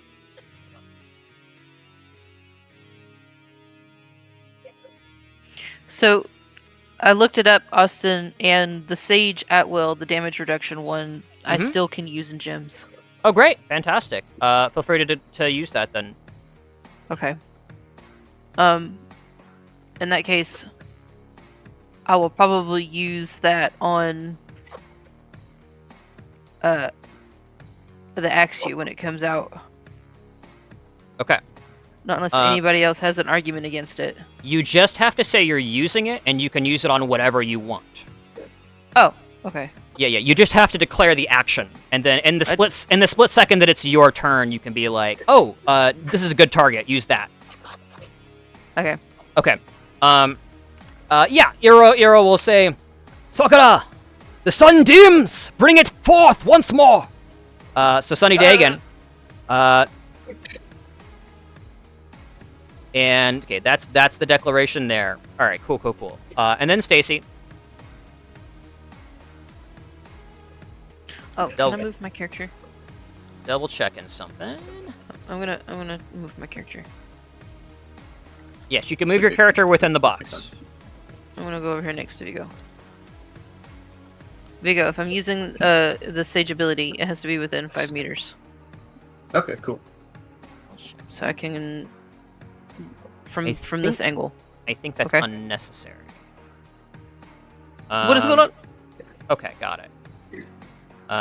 Double checking something else.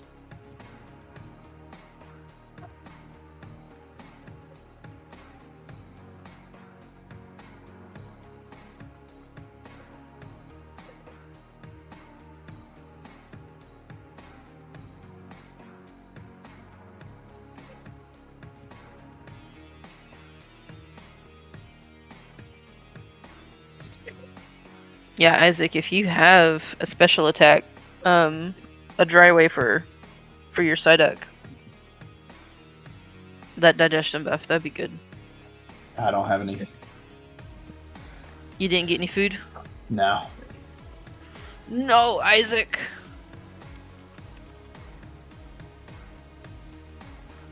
Sorry, exploring my cool options. A lot of Stacy's stuff is he's very like go with the flow for a rock type trainer.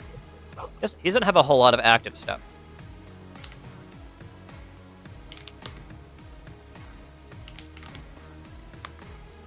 Okay. He's already used his twice daily. He can't use it anymore. No, this will be his But- second.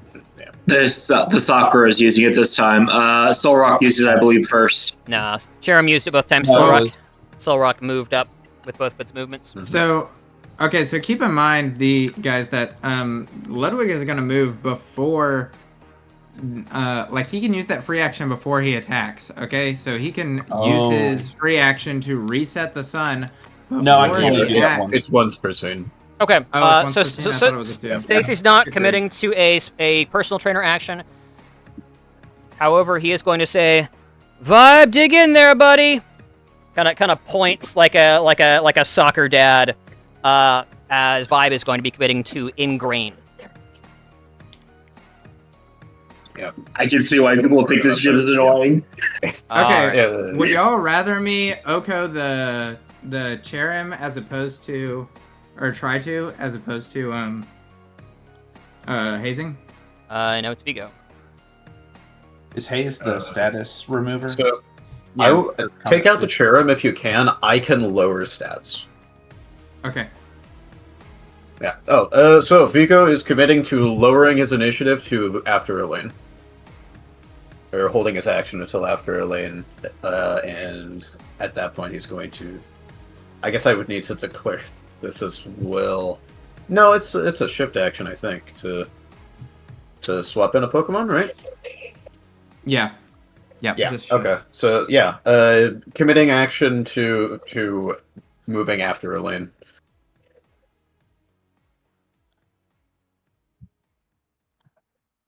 Okay. So you are committing your action.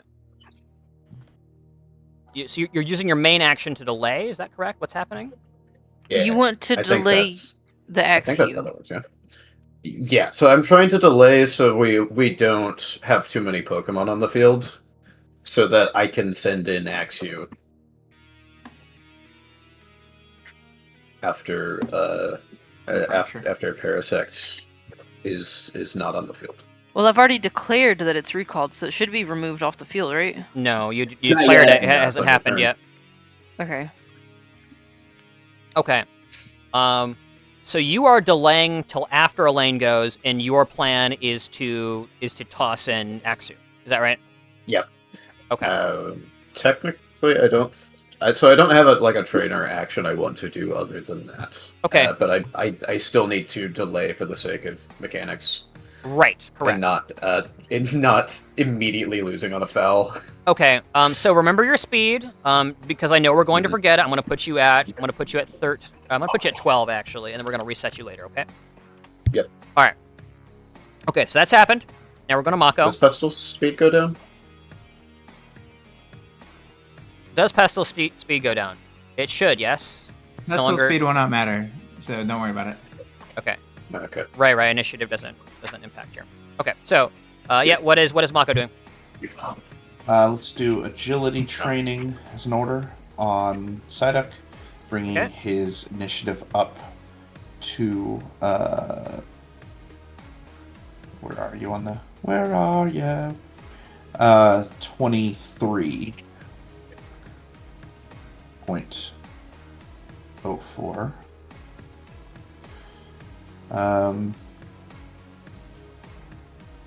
Why did that? Hold on. Okay, there we go. Do I have to declare disable? Yep, you're declaring attack. Well, if it's a free reaction, then you don't have to declare it. That can just happen. Jeremiah, make sure you say that out loud, so Austin. Yeah. Well, it's cataloged.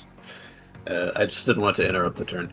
But yeah, because my turn was weird, I wasn't sure exactly when I was supposed to declare this, but I'll just, for the sake of making sure I don't miss a turn. Yeah. When you switch in a Pokemon, does that Pokemon get a turn? And is there any kind of debuff? It gets a turn immediately if it would have if it has a higher initiative than you once you swap it in. Okay. It actually says that in the book. I found that earlier. Awesome. Okay. Well, but it's not a switch off of a feint or a KO, so I guess that's the question. This is a tactical swap. That's a good point. Well, it's a different person swapping in a Pokemon, so I don't think it matters. Yeah, that's what is confusing to me, is I don't know if that would count for, like, oh, I lost my Pokemon turn because I did both, or it's, so, like, basically I already did too many things as a person, or if it's as a team, this is the rule. I would say it is a team thing. Tactical swapping has a drawback.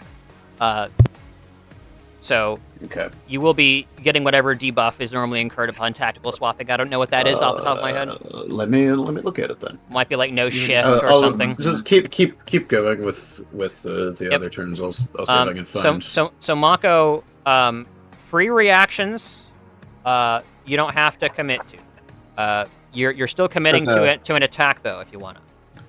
Frankly, right. I just realized it's still got all their stages right now, so doing like a yawn is actually probably our best shot. Okay.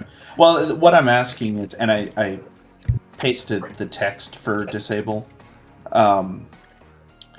So it can be used as a free action that does not take up a command. So does that mean I can declare a normal attack, and then if I get hit with something, I get to disable it? Yeah, well, I want to say disable is once a scene and it's free. It just happens if you have it as a move. Yeah.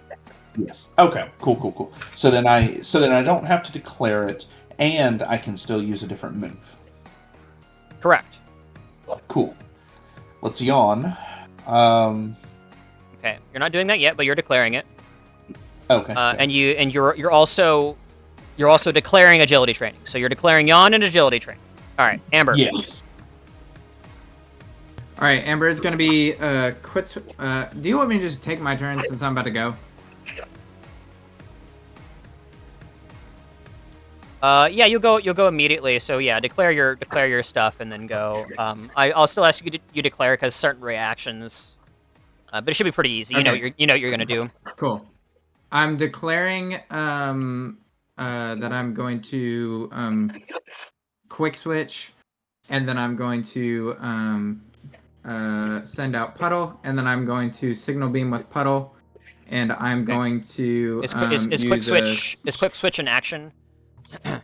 Quick switch is a free thing because of. Okay, you don't have to declare that then. Are you performing? That's the quick part of it. Are you performing an action on your turn? I'm going to be using. Let me find the word for it.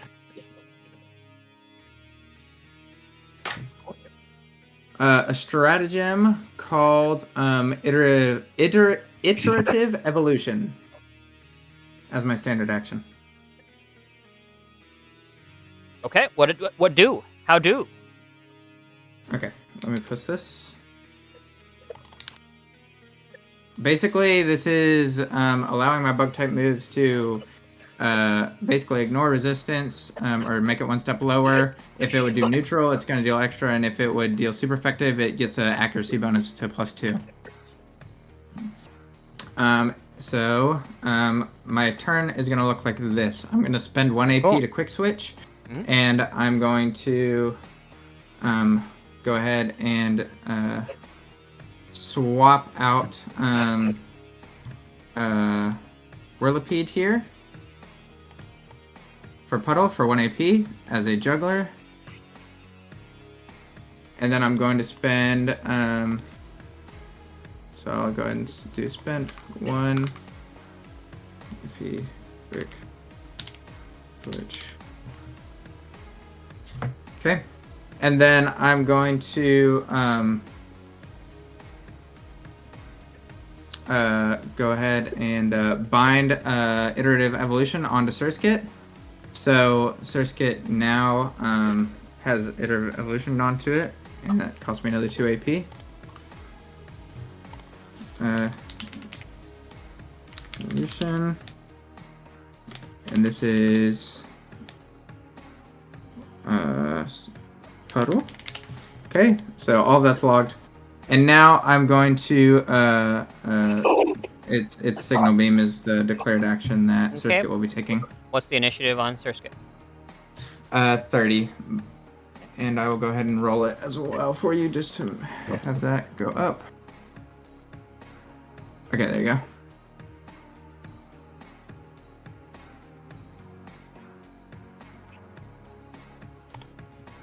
All right, that is Amber's turn. Okay, so you iterative evolutioned. Very cool. So neat. All right, so then going over to Surskit immediately, yeah. Wait, no. We're trainers. So now we're doing the trainer actions. Yeah. So Surskit's got signal beam queued up. So Mako will agility training, and I think that was it for Mako. Okay. Agility training on Psyduck. We'll give it a cool little boot. Okay. Yep, Stacy again had no declared action. He resolves. Is there a reason that Sakura went up to full HP? Yes, correct. I'm currently changing attribute scalings off of their sheets. Actually, do you know how much damage it took? It was 36 normal type damage. Thank you. You're welcome. I'll recalc that. But Elaine gets to go ahead and do her thing that she committed to. Recall? Yep, so you're recalling. Boom. And then you are using your trainer action as well, are you not? Correct, on the XU. Okay. Is the Axu out? No. Not yet. Okay, what's going on? What's going on? Sorry. The Axu isn't out yet, correct? Not yet, no. Okay. So you could target Psyduck or the Surskit. Oh, okay. Maybe Vigo could have put Axu out first then. No. No? No, because, well, first off, not the... this is not a valid area for releasing, and second, to deploy to the area I need to be able to deploy in, I must throw the Pokeball. Okay. So it's really not an option. So I'll target the Surskit then. Okay. So the Surskit gets a damage reduction, yes? It is equal to Your equal to your cult rank doubled. Okay. So Surskit's getting a buff here. Remember this, I gave it a symbol. You got that, Caleb? No, I did not. What's the buff? You're getting a plus 10 damage reduction buff to Surskit. Whoa, that's a lot. Yeah. Okay, sweet. Okay, so rules clarification, and sorry if I missed this. Yeah. So 2 actions were taken.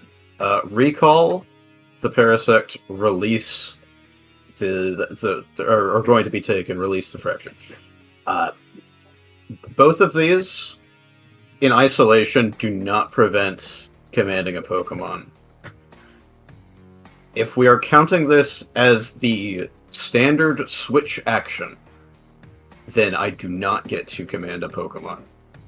Are we counting this as a standard switch action, or are we counting this as a recall and a release between 2 trainers? We went over this last gym battle, and yes, it's a regular switch, just to keep things fair. Okay. Yep. We're gonna lose off that. Yeah, okay. Yeah, I don't get to command then. So...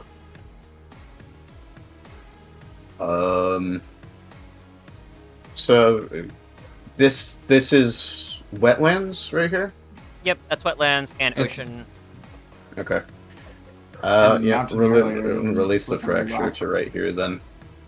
And I have a throw range of 9, so I can reach What in that the world? far. Very nice.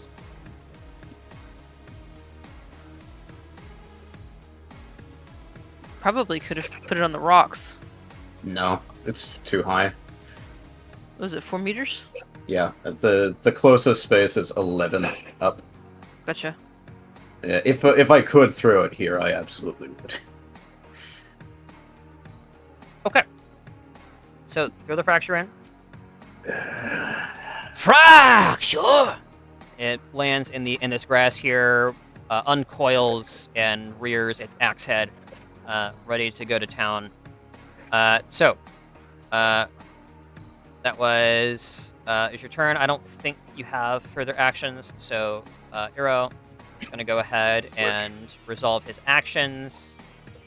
And that was binding the defensive buff to Ray.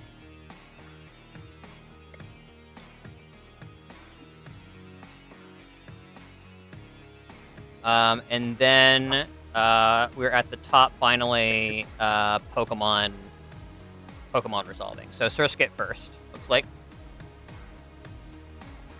Alright, Surskit is going to use a Signal Beam on the Cherub.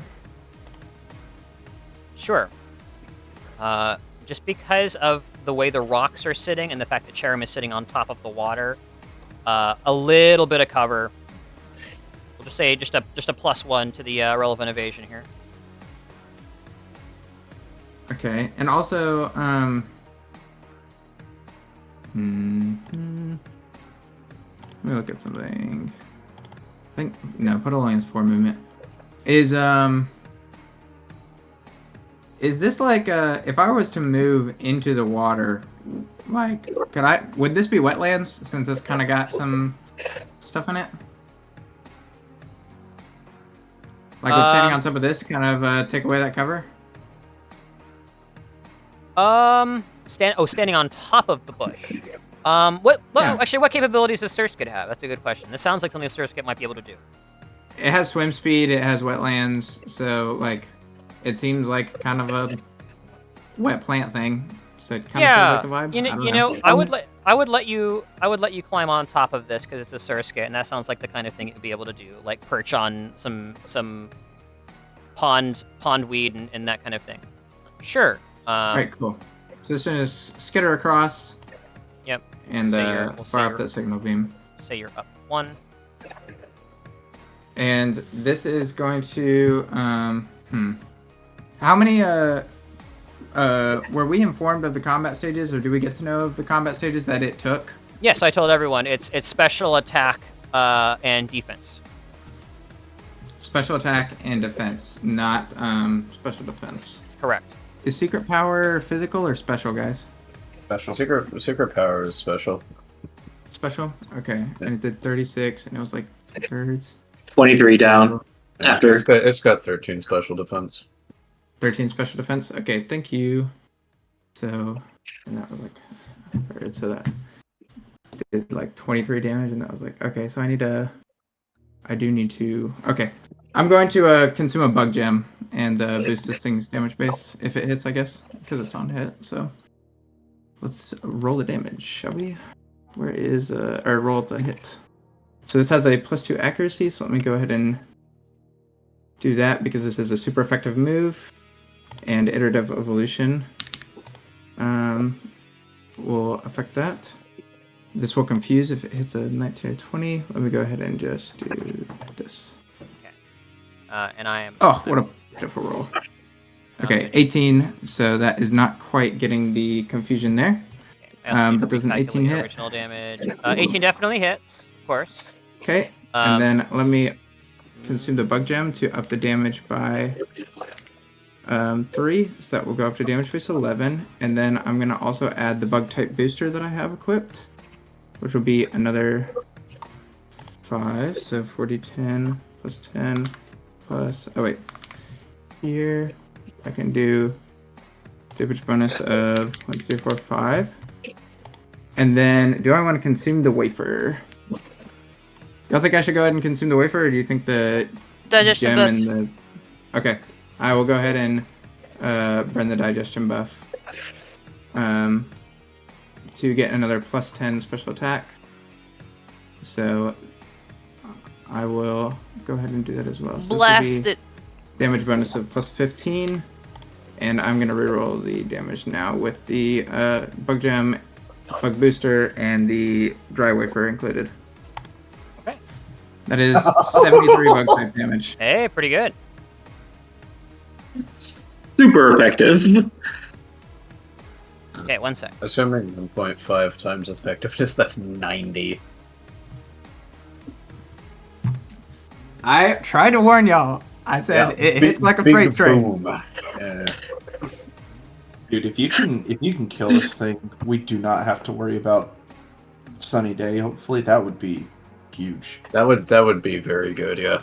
I need you to yawn that thing before it okos me, though. Which one? So The one that's using overheat. Or is yawn what you declared? Heat wave. I didn't declare a target yet.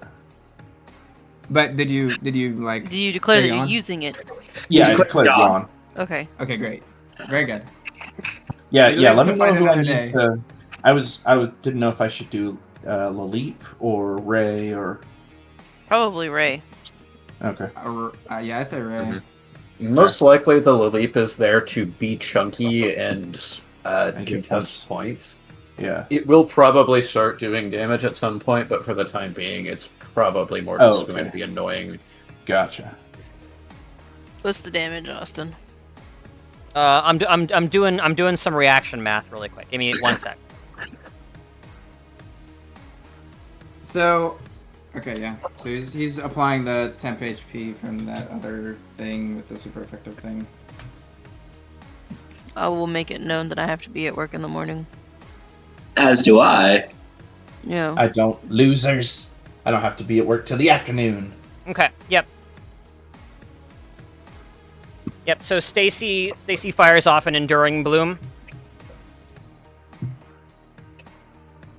As he yells down at Sakura, "You're good, girl. Just bloom." Double thumbs up. Finger guns. Twice as seen as a free action. When hit by a damaging bug, fire, flying, ice, or poison attack that deals super effective damage, Pokemon gains temporary hit points equal to twice the type link skill rank and gains +1 combat stage in the stat of our choice. If it is Sunny, they may gain +1 combat stage in a second different stat. You may activate Enduring Bloom only once per scene per Pokemon. So, not Sunny currently. Maybe one day.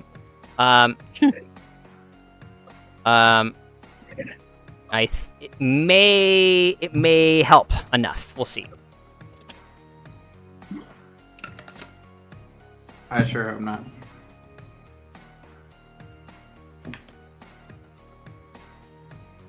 Okay, so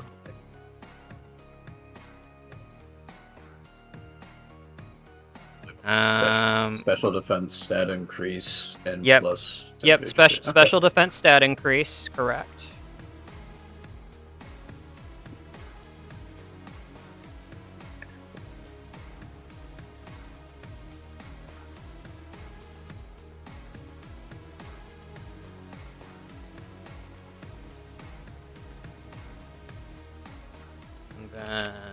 That.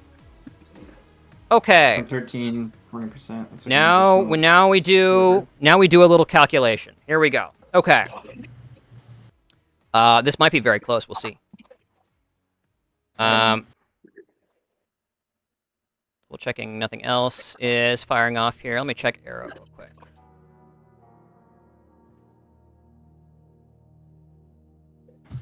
Powers. I like to think that Amber's like, shoot that thing down! Okay. All right, here we go. 73. Mm-hmm. Special. Effective. Okay. So grand total of 87. Think you might have done it? How does 80... Let me double check something real quick. Oh, after defenses, 58. 58 times 287, or 1.5. Okay, cool.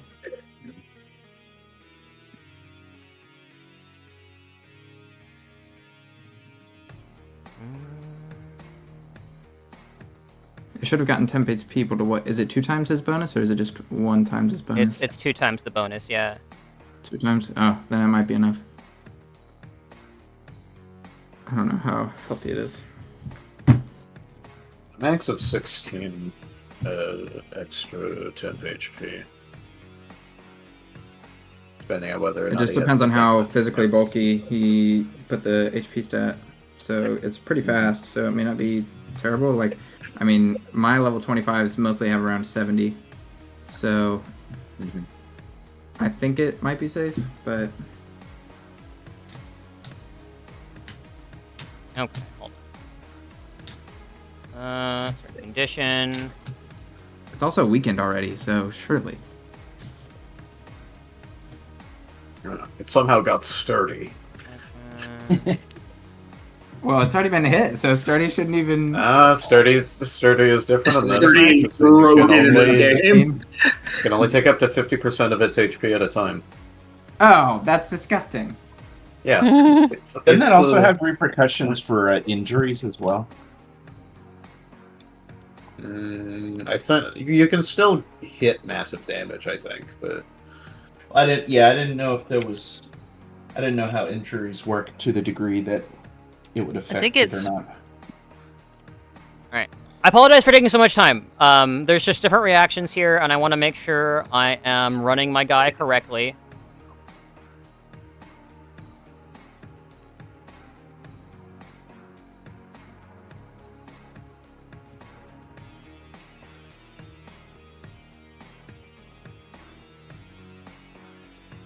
Oh, dude, he does have this.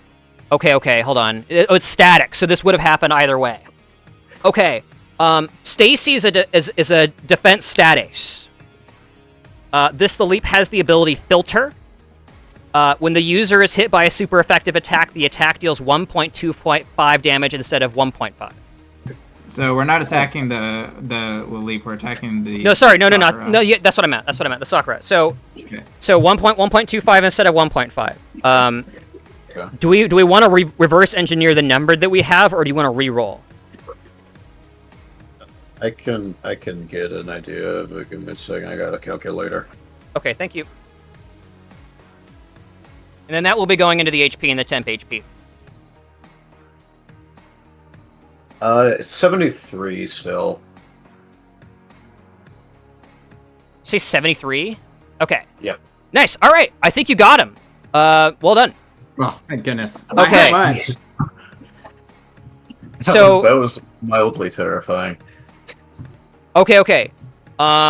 So that's one of the once the scenes fires off, and then the signal beam blasts out this eerie green neon light that seems to have like a high frequency sort of cymatic rhythm to it, like cicadas. Just like reaches out and snipes this cherub out of the water as it faints. Well done. Okay. Woo! No sun. Let's go for now, at least. No sun for now. There goes the stain. Faces on Torkoal. Way to go, Puddle! Keep it up! Things did.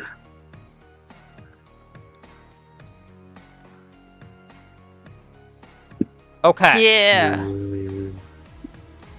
So is Surskit moving any further? I believe it moved 4 to get That where was it all is. its movement, basically. Okay, Yeah. got it. All right. The cherub would have gone. What are the rules on withdrawal and replacement? Does that happen on the trainer's turn? Good question. I'll look I at it. believe so, because that's when all the trainer actions are happening. So, like, it takes trainer action. Yes. Okay. It is switching on the trainers. But it's not a tack swap. That new Pokemon has its turn. Yeah. Okay, So it's technically the same action. You just get to command the new Pokemon. got it.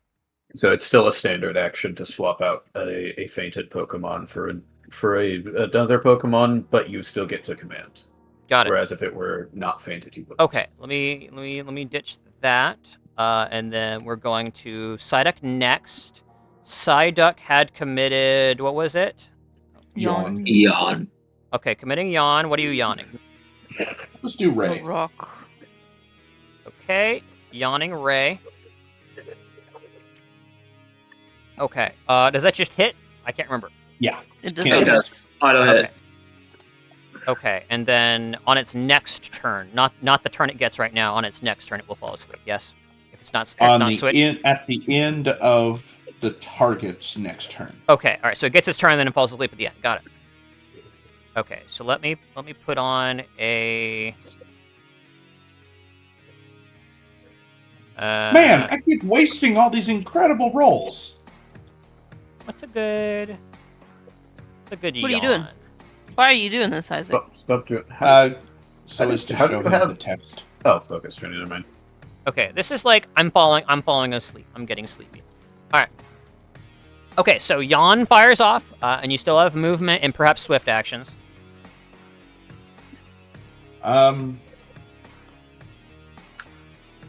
I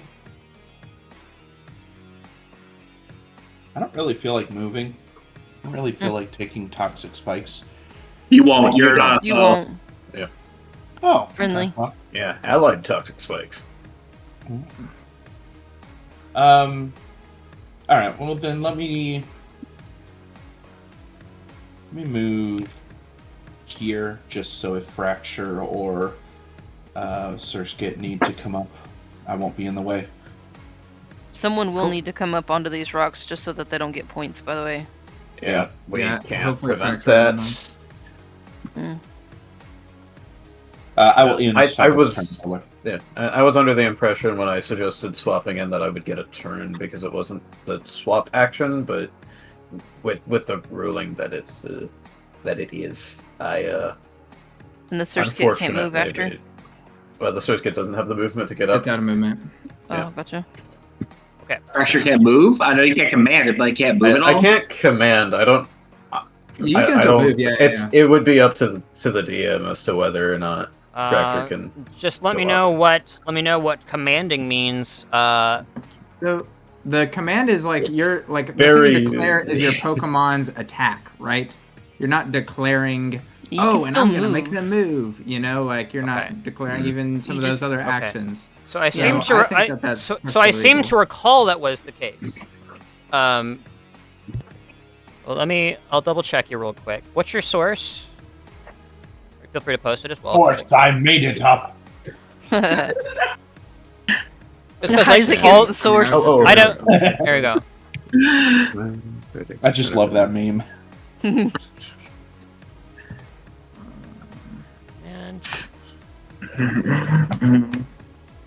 I don't know why, but these toxic spikes makes me think of like police strips. Oh yeah.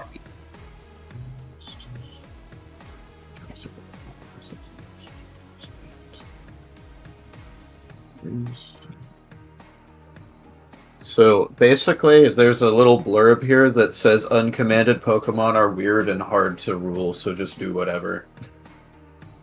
Lol. uncommanded Pokemon are weird and hard to rule. Okay. Basically, it's a well. What's the specific wording here? All right. The topic of uncommanded Pokemon in general is a bit tricky. Interesting. Okay.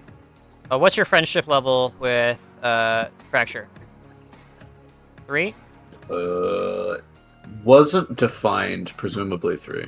3 is default. Okay, so we'll say 3. Let me think for a sec. Yeah, you know what? What's Fracture's move speed? 8. Okay. It's a dragon. And it senses there is land to be conquered, so Fracture is going to be running up the hills. However, it will be running directly into the deadly toxic spikes. Friendly. It won't take damage. It doesn't hit them. If you allow the Fracture to move here, it will get poisoned. You want that trade-off? I can't command It's friendly. It wouldn't get poisoned. This is a special instance. I am letting it move, but it will get poisoned. Do you want it to move? Well, it just dies if it gets deadly poisoned, so no. Okay, it doesn't I'm move. confused. That's it. All right. Vigo, Why do I feel like- Vigo yells at it to stand down as he gathers his thoughts. Okay. This is the kind of thing that I kind of need to know beforehand if I'm going to make tactical decisions. I'm just gonna say. So I know there's probably precedent before set. in There is previous precedent, game and I did battles, also tell you that directly before you made the decision. I don't know if you heard me. but- Okay. So Make it clear for me if there's a consequence that is based on ruling precedent, because I can't remember every ruling precedent from something that happens. I understand, and I get that this is an honest mistake. I don't know if it'll matter terribly. I wouldn't recommend beating yourself up too much about it. All right. So final Pokemon are the guys at the very end here. So Ray is sleepy, but not out of it quite yet. Okay. Ray is going to do a little thinking.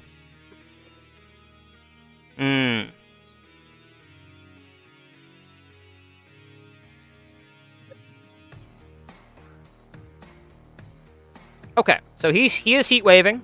The question is who we heat wave. Double checking burst. Okay, Close Blast 3. I have made a grave and terrible lapse in judgment. Are I you thought in it said range? overheat? Did you not say overheat earlier? No, he said Heat wave. Heat wave. Yep. Are you in range, even though you're at the bottom of the plateau? So if we move here, Oh yeah, that is more spots away. then you are 3 down because you are on top of the grass. So I think our Close Blast hits both of the enemy Pokemon. So we'll go ahead and move the Soul Rock here to this corner. When he does so, opportunity attack from Psyduck. So struggle, if you have something that turns the struggle into a water struggle, that could be useful. Water struggle. Doesn't look like it. Okay. So there's normal struggle. No fountain? I have damp.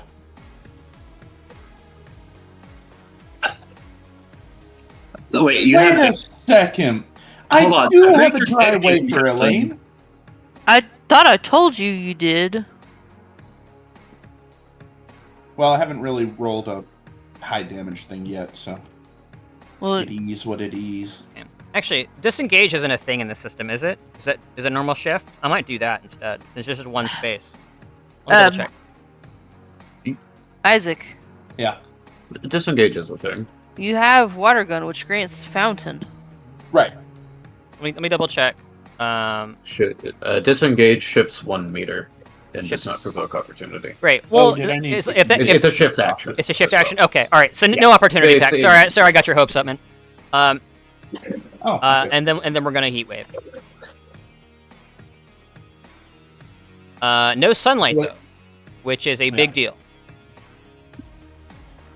Elaine, was I supposed to like eat it so that there's a continual effect? It's not a continual effect. You eat it and then you declare the digestion buff. I think it's like when you receive an attack or when you want to attack, you trade in the digestion buff when you want to use it. Oh, speaking of, Right, I wouldn't have wanted to trade it in yet, so I'll Caleb. just consume it on my next turn. Caleb. Hey, what's up? Oh, you. 10 damage reduction? For the dry weight. Hang on, Austin, please. Mm-hmm.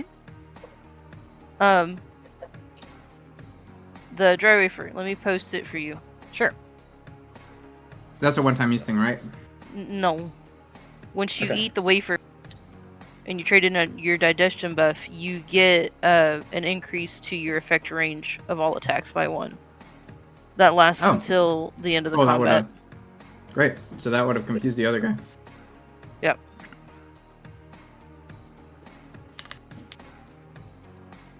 So just keep up with that. If you eat Okay, a got it. treat, then there's Yeah, accentuated I forgot about the taste. accentuated taste on the, Yeah. the dry We shall- wiper. we I shall had it eat. logged on the other. Eat a tweet. Okay, so he moves here before we heat wave. Swift action to expend a usage of solar power. The user loses a tick of hit points and gains a bonus to the triggering damage roll equal to 5 plus their tick value. So, gonna go ahead and lose a tick of hit points. This is not good. Who, if anybody, hit the soul rock? No one. No one. Okay, alright. Its HP is incorrect. That's weird. Alright, here we go. Don't forget your plus 10 damage reduction. Yeah, I'm gonna need it. Is it fire also neutral for you? It is. Yep, but water that's- bug. My Mhm. Pokemon is not very tanky. It's a sweeper. Okay, and this, well, I'm going to go ahead and say this is going to be the final combat round for the night. And we will pick this up later, but let me resolve this first.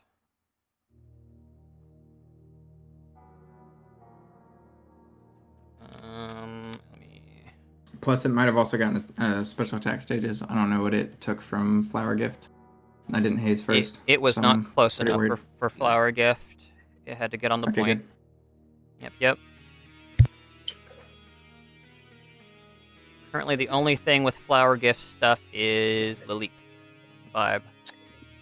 Okay, where is HP? There it is. Mercy. Alright, done. And you guys should be able to see the bar, but not the text. Alright, cool. Okay, now I actually get to roll the attack. Hang in there, Puddle. Come on. Okay, so it's this damage plus 15. You are not burned. No 18 plus. This is gonna be incredibly close. What does smite do again, guys? Somebody remind me. Deals half damage on a miss. Okay. And I'm pretty sure it's a five hits both still. Yeah. Should. All It's, right. it's 63 damage, by the way.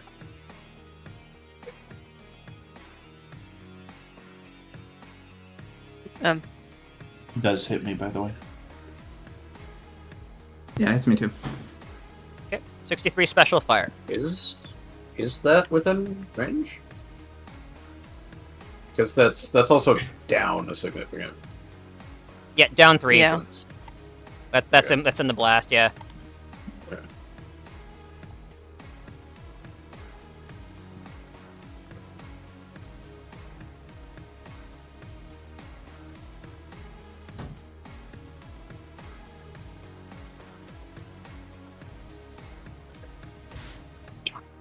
Was that with the plus 10, Caleb?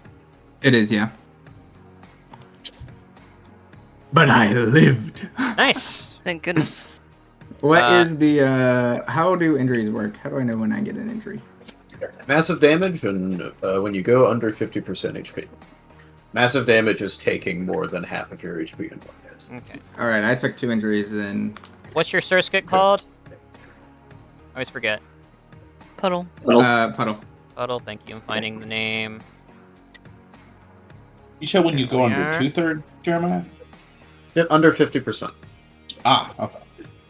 Every 50% is another injury. HP markers. 6 down 2. So it should only be 1, Caleb.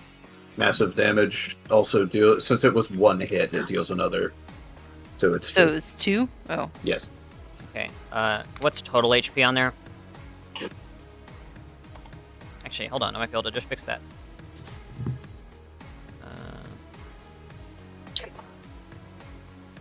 Tying all these sheets to the sprites.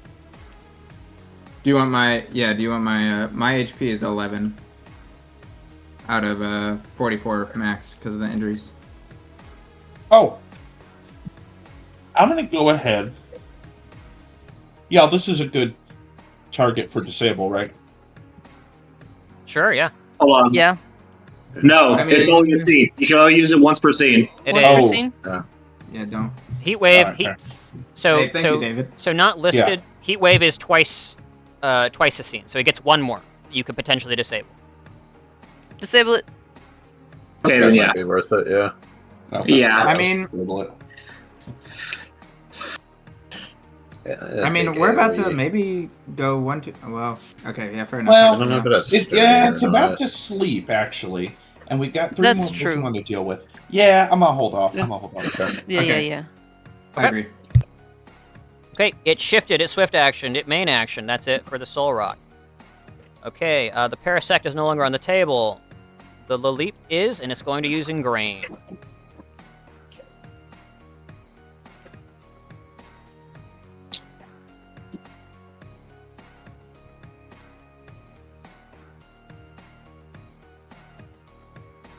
Okay, we are taking our time, but I feel like everything is being resolved properly. Okay, here is this for my readers. So this fires off Oh, I once, know what a grain does. once a scene. It's a coat. It cannot be pushed or pulled and cannot be switched out. At the beginning of each of the user's turn, the user gains HP equal to 1/10 of its max HP.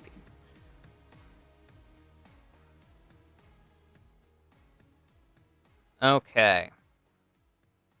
And then it has a shift and a swift. And it's going to go ahead and it will go ahead and shift up. And then it will use suction cups. Oh, actually, hold on. No, it doesn't need to do that. Well, it just uses suction cups where it is as its shift. Gets that extra damage reduction.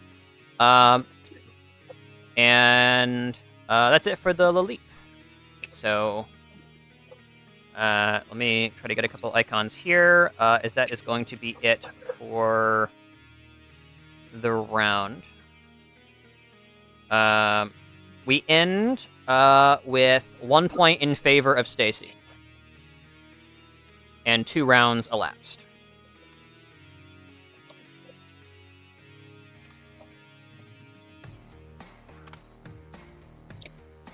Okay, so the blue is Stacy.